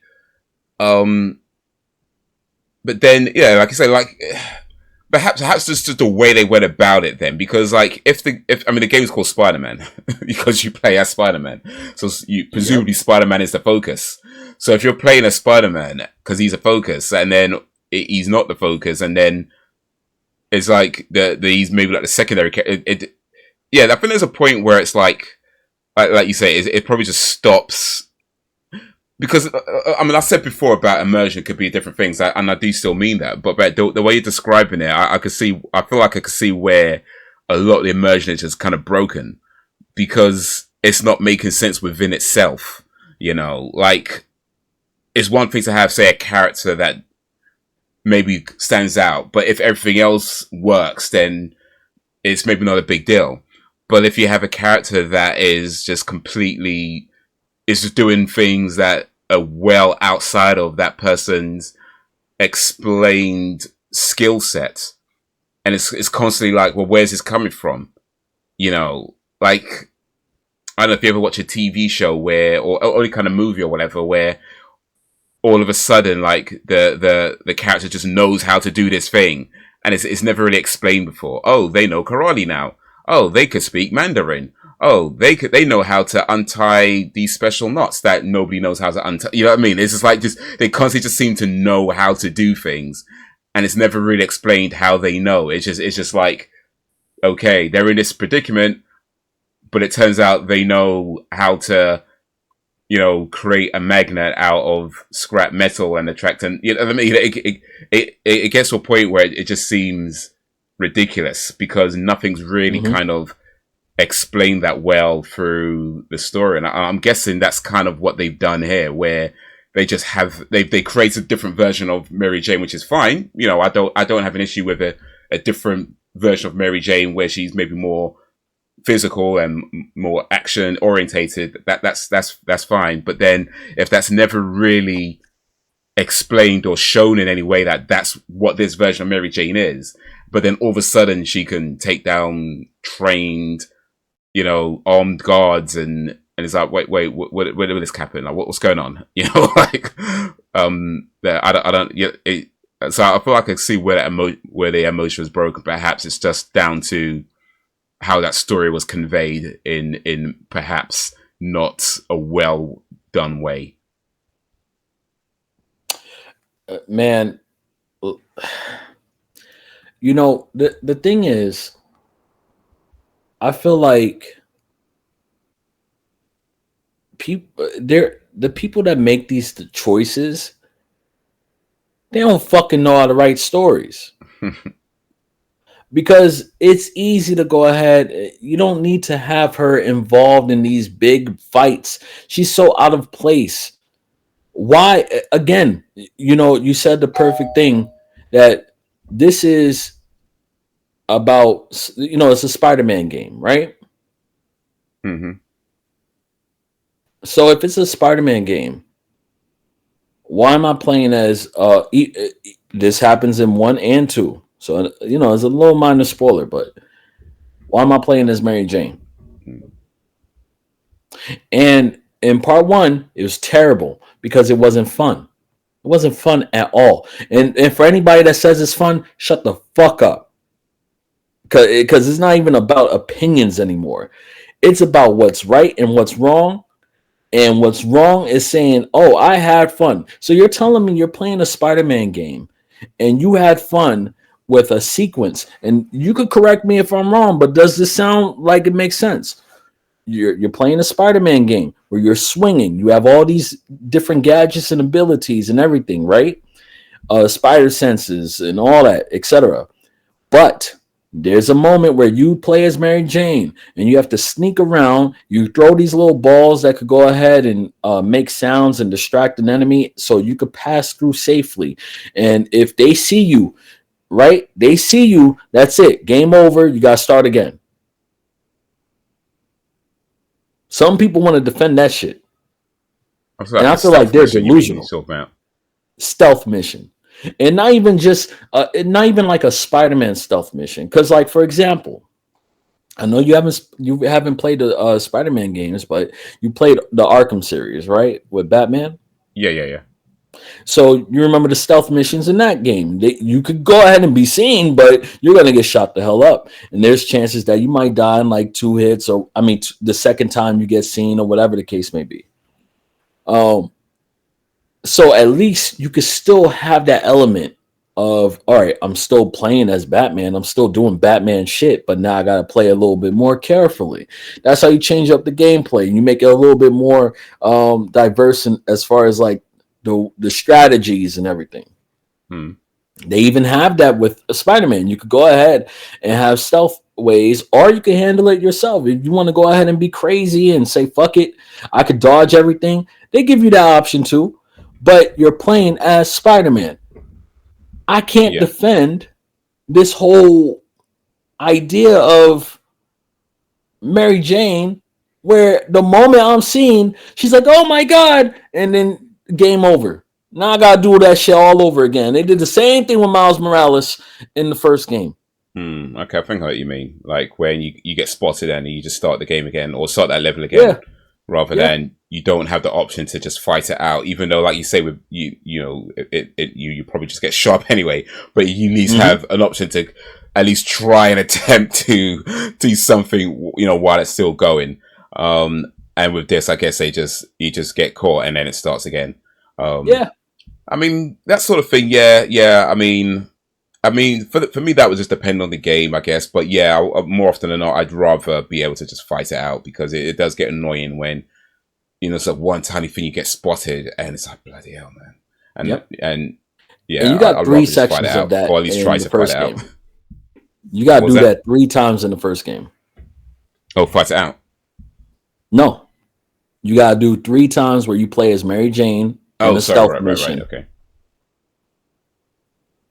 3. Okay, and each time you get caught, you start again. Yep. And that doesn't include the Miles Morales one. So they have that multiple times in the game. I think there's twice as Miles Morales, 3 times as Mary Jane. Okay. Wow. Yep. Yeah. So Yeah. I yeah, mean, I'll reserve official judgment, of course, but for the way it's being described, yeah, I think I understand why it wasn't very well liked. Because I know that sort of thing does annoy me sometimes. So yeah, I get it. I get it. yep. But yeah, we just kind of drift away into that Spider-Man. But yeah, I'm thinking just like with characters, like I was saying before, I felt that there's more than one way to create strong characters. And I feel like movies have been doing that for years, where you have characters that are strong characters, but they aren't necessarily the star of the movie or even that much involved in the action. Like you said, it can maybe be a bit more supportive, or in a way where they could, whether it's encouraging or whether they're the person that kind of gets things done, maybe behind the scenes. They're clearly the glue that holds everything together. And I feel like there's more than one way to create a strong character. And although I understand that there's certain things that might seem a bit, tropish or a bit too cliched when it comes to female characters, and in a game where you have a male star as a superhero, like the whole kind of damsel in distress thing. I get it. You don't want to do that no more. It's fine. You don't have to, but if you're going to make a strong character and you're trying to be immersive, again, I don't strictly speaking believe it has to make sense in that way, but it has to at least come together in some cohesive way, right? It doesn't have to be realistic, so to speak, but it does have to at least gel within the game itself. You know what I mean? Within the story that the game is doing, within the world rather that the game is doing, it kind of has to gel in that. And if you created this world, and then you have things in the world that don't add up to other things in the world, it's always going to stand out in the worst way. Mm-hmm. It's just always going to be that thing that's like, why is this here? And it becomes more of an unnecessary question rather than a thing that you can just enjoy. It's just constantly like, why is this even here? What is the point of this? It makes no sense. It's not doing anything. It's just kind of there, you know. Yeah. But yeah. um, I mean, but in terms of like just trying to go back on topic a little bit.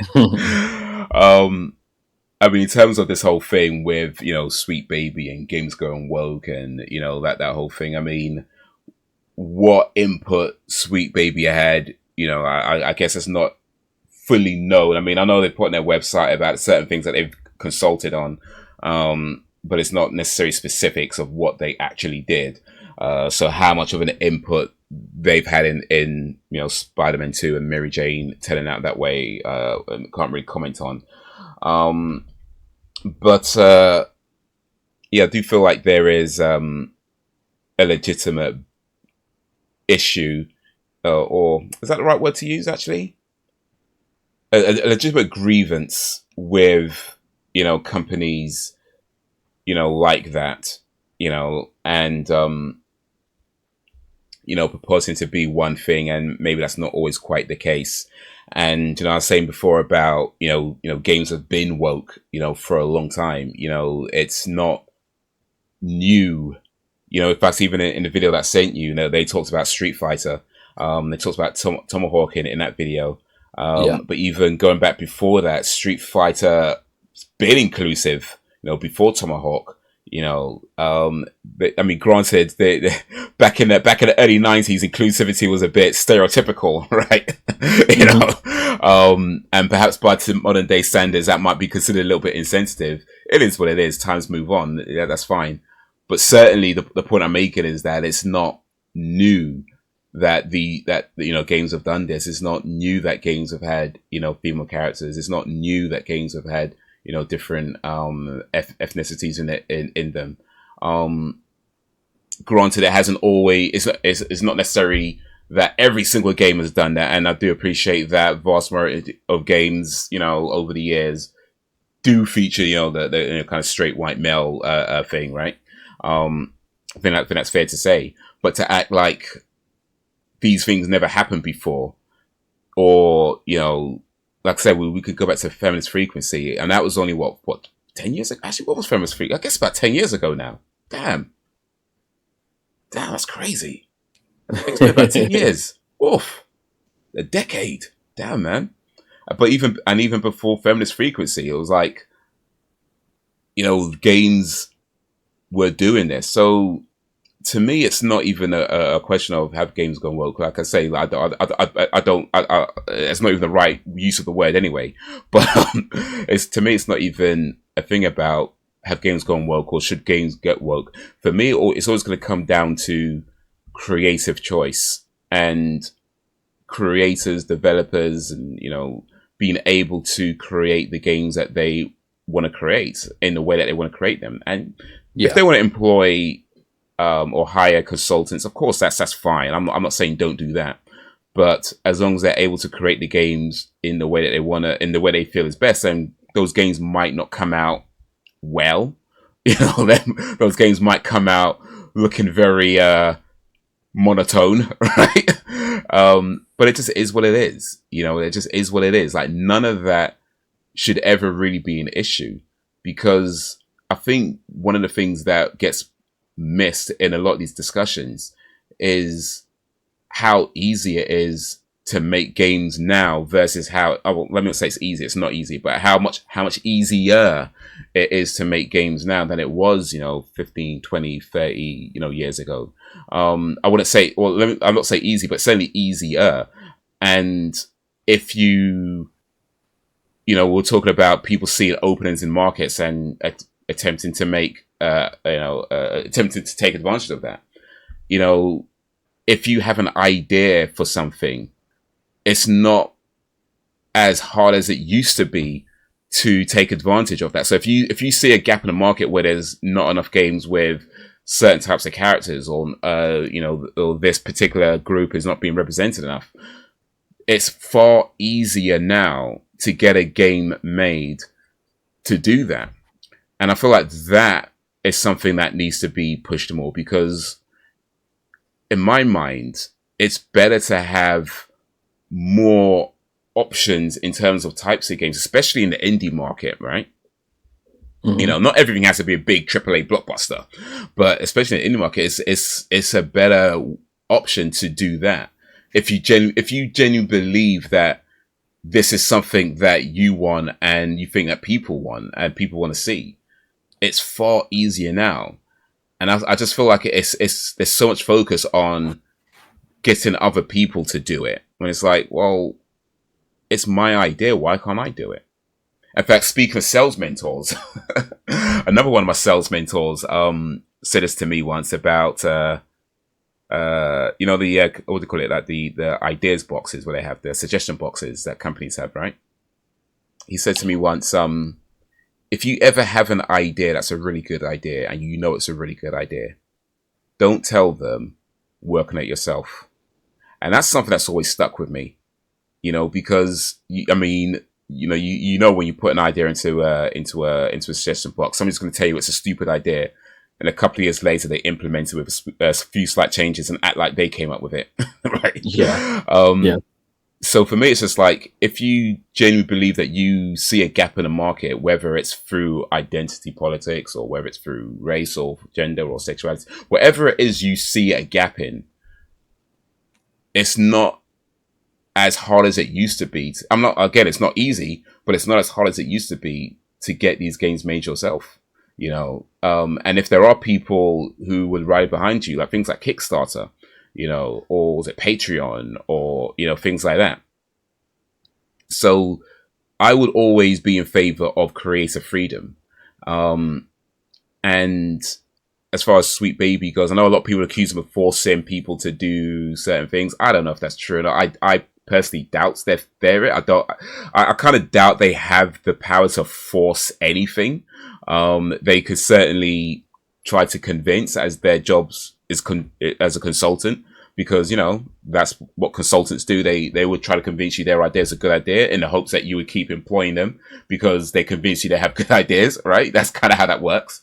But I don't believe. I feel like I feel like it's a stretch to say they can force people to companies to do things, because then at the end of the day, somebody at that company, some CEO, some executive, or whoever's in charge of the projects has to be the one to make the decision to either go with it or to not go with it.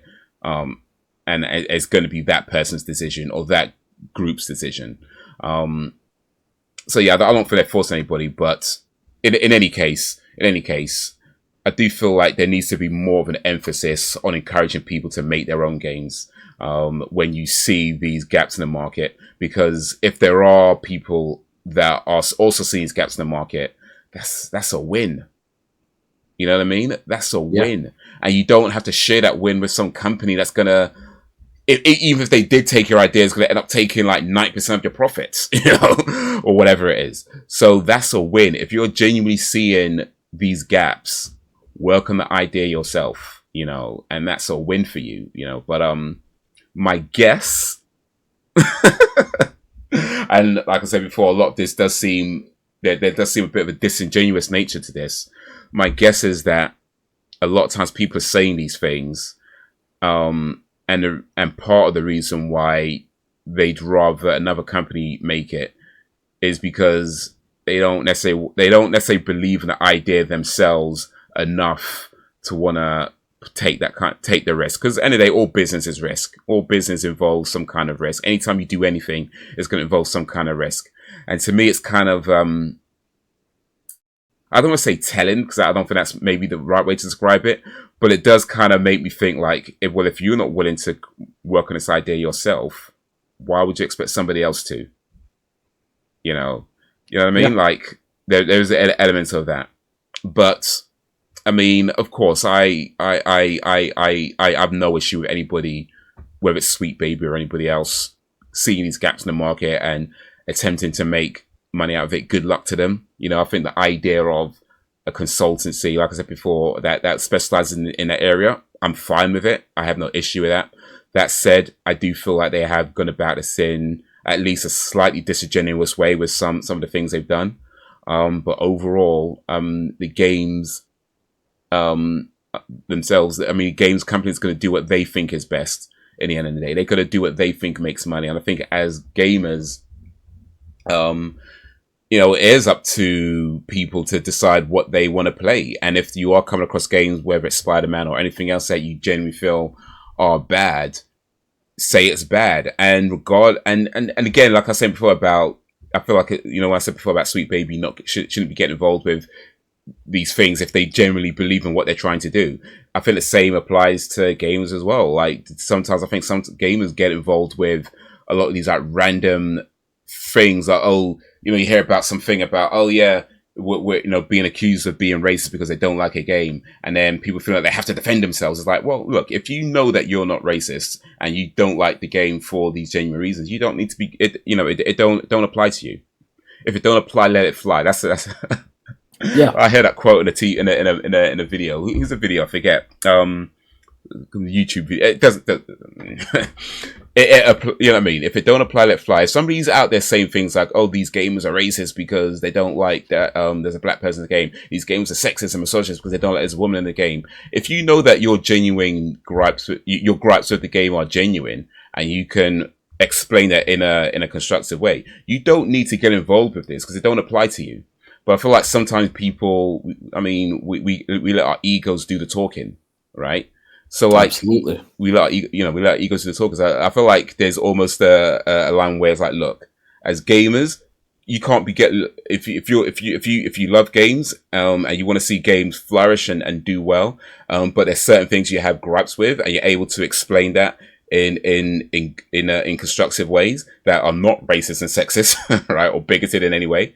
Then yeah, do that. And if somebody's accusing games of being sexist and racist because they don't like this thing, and you know that's not you, you don't need to get yourself involved with that. If it don't apply, let it fly. And same, like I said, to companies like Sweet Baby, like talking about this person's harassing us because they have a page that detects our games and doesn't recommend them. It's like, look, they're allowed to do that. And if you're genuine about your cause, then be genuine about your cause, because your work would always speak louder than any kind of tweet. You know what I mean? I think in the long run, your work will speak louder. And these kind of things where people draw attention to themselves over things that are really kind of just petty, Yeah. it speaks to this idea of, you know, instant gratification. Like, rather than waiting for the fruits of your work to come through, you'd rather, oh, let's see what we can get now. Let's see what we can get attention now, And so, yeah, it just speaks with disingenuous nature. And we all have that, I don't mean to single out anybody, because we all have some level of that. But ultimately, I do feel like if it don't apply to you, leave it alone. You know what I mean? If it's outside of what you're trying to achieve, leave it alone, because people are going to do what people are going to do, and not everybody's going to like what you're doing. And yeah, there are going to be racist people, there are going to be sexist people, and there are going to be all that kind of stuff. But a lot of times that's just not going to apply to what you're doing. Just leave it alone. Just leave it alone. But yeah.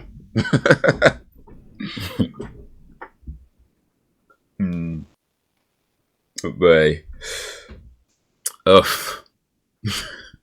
anything to add to that, Mr. Bundy? I'm so curious about what you thought Sweet Baby was, by the way.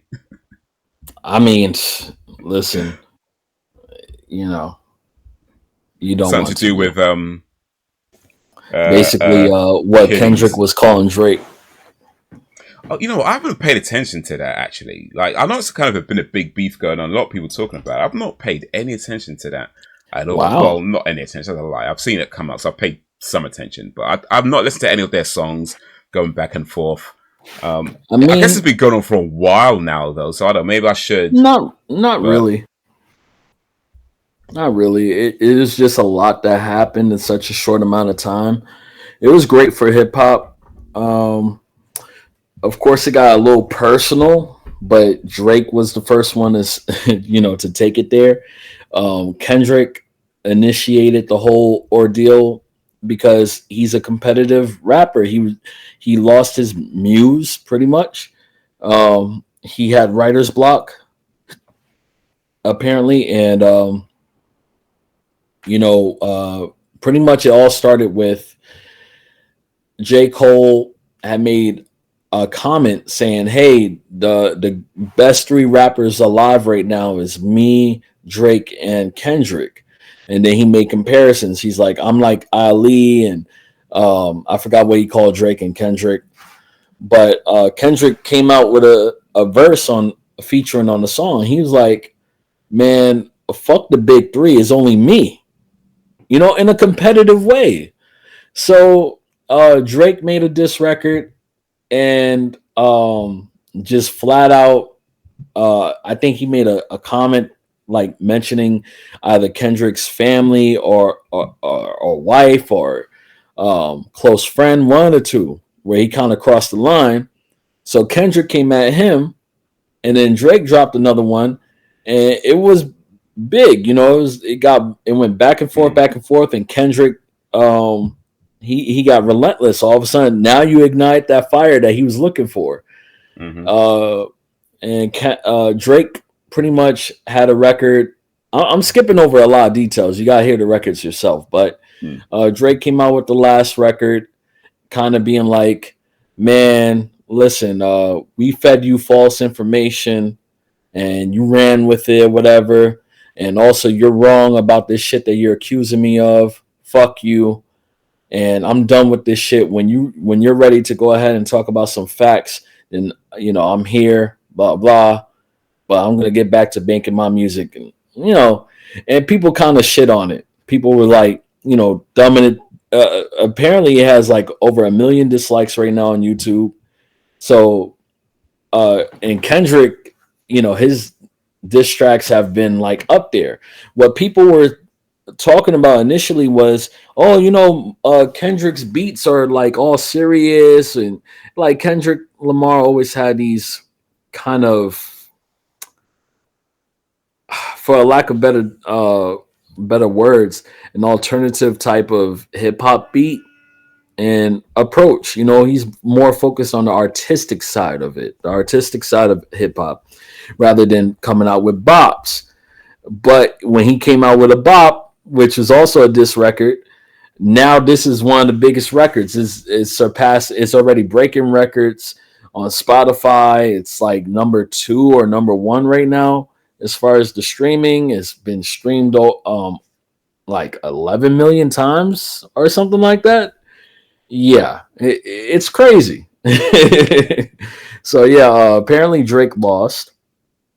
I don't know if Kendrick is coming out with another record or not. I think he shouldn't because he already won at this point. If he wants to, he can, but he already won, and I feel like now he could just focus on whatever he needs to focus on.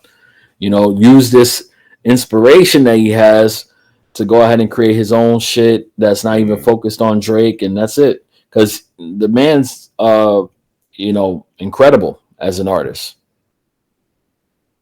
Yeah, I always feel like when it comes to like rappers doing these diss tracks and things like that, like it feels to me like doing a diss track on, like, if you have like an issue with somebody, making a diss track is one of the most childish things you can do. That's how it feels to me. One of the most childish ways to deal with a situation. But that being said, diss tracks have been some of the best rap songs ever made. Yeah, And I think that speaks to humans in conflict, and how we can become very creative when we are threatened. If you look at, for example, like World War II, taking it back to history, like the fact that we're able to communicate online through the internet, World War II, that's because of that. well, I mean, the thing it's a is, thing, when right? it comes to hip hop, it's always been like a competitive type of thing, right? So when you have diss tracks, it was always exciting. It was like, yeah, these two are going against each other. That's why you got like battle raps, for example. Battle raps Mm, are still a thing. Um, and it's just a showcase of these two skills and everything. And sometimes it's more personal than not.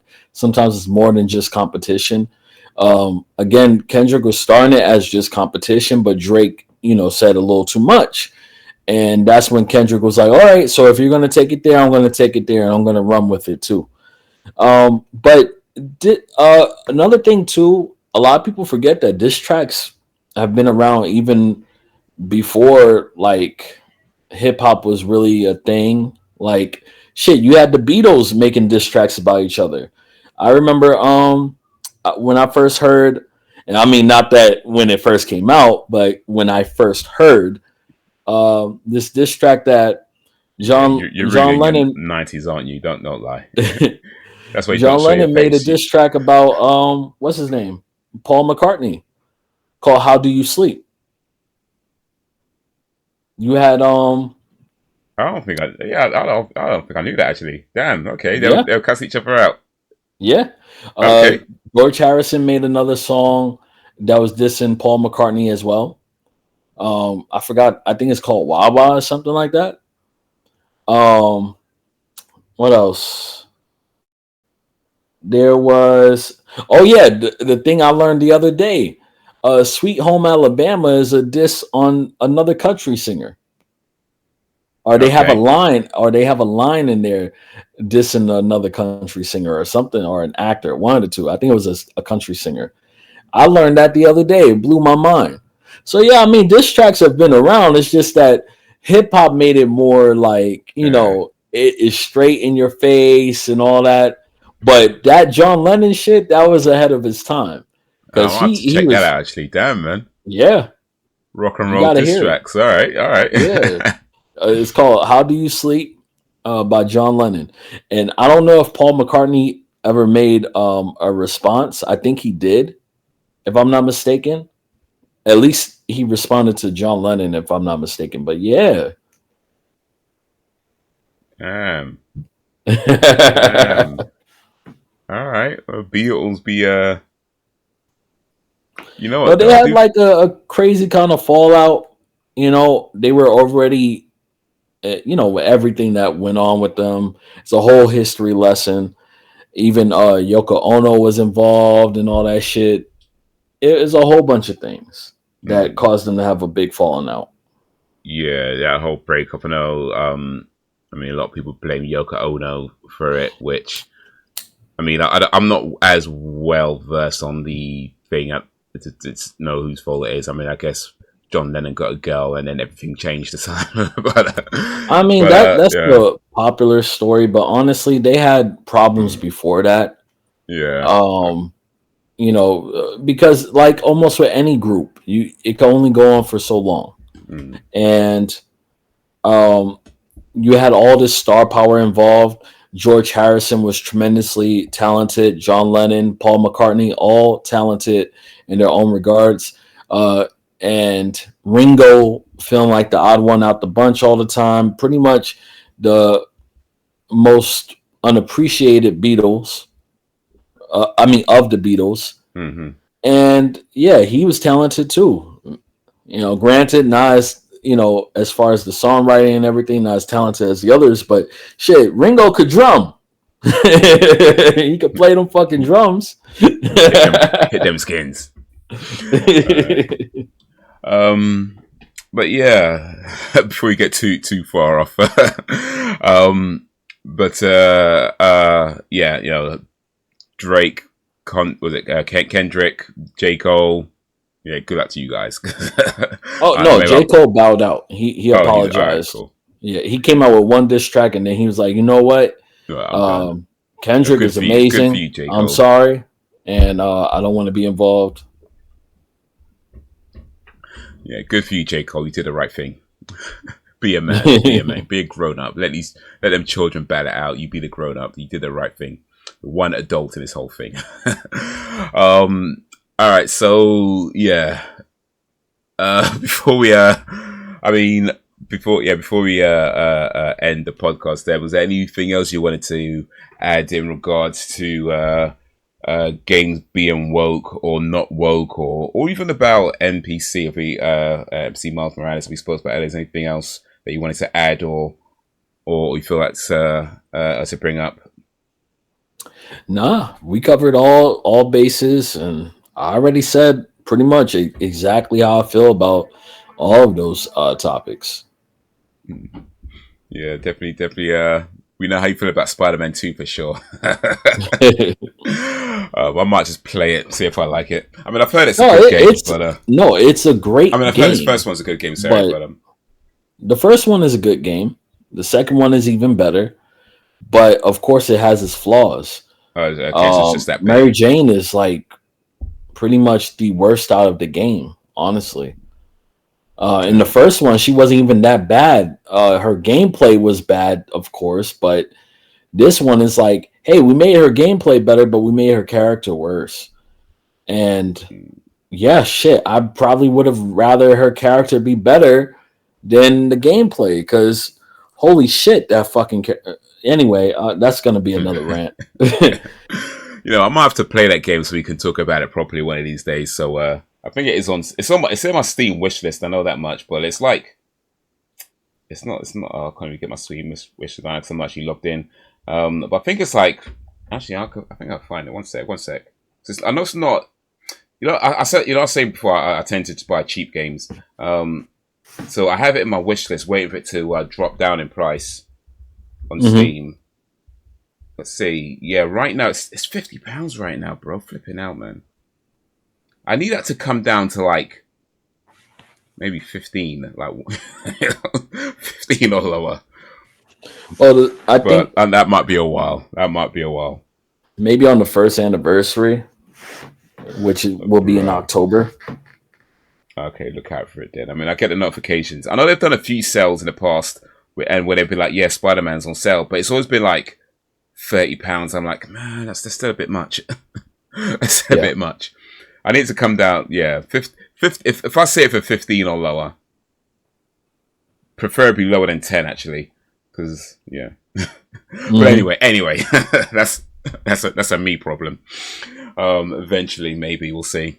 All right, but yeah, I think we have covered a lot today. So, guys, if you've been watching, for anybody watching and or listening, appreciate you. If you have any thoughts or feelings about anything we talked about, drop it in the comments or tweet on Twitter. Was it X on X now? Because you can't say it's not Twitter anymore, is it? It's like you X out on X. Anyway, we're there too. Tweet us on X us on that. Zeets, is it Zeets Medical Zeets now? Zeets, it doesn't matter. It doesn't matter. But yeah, we're on X and Instagram and TikTok as well. But I ain't gonna lie, man, I probably don't even check the TikTok as much as I should be. But anyway, we got a page there too. But yeah, drop a comment on the YouTube or whichever podcast platform you're listening or watching this on. But yeah, that's gonna be all for now. So guys, thank you for watching and or listening. Sweet Bundy, big up to you for coming through. And until whenever, if ever, peace.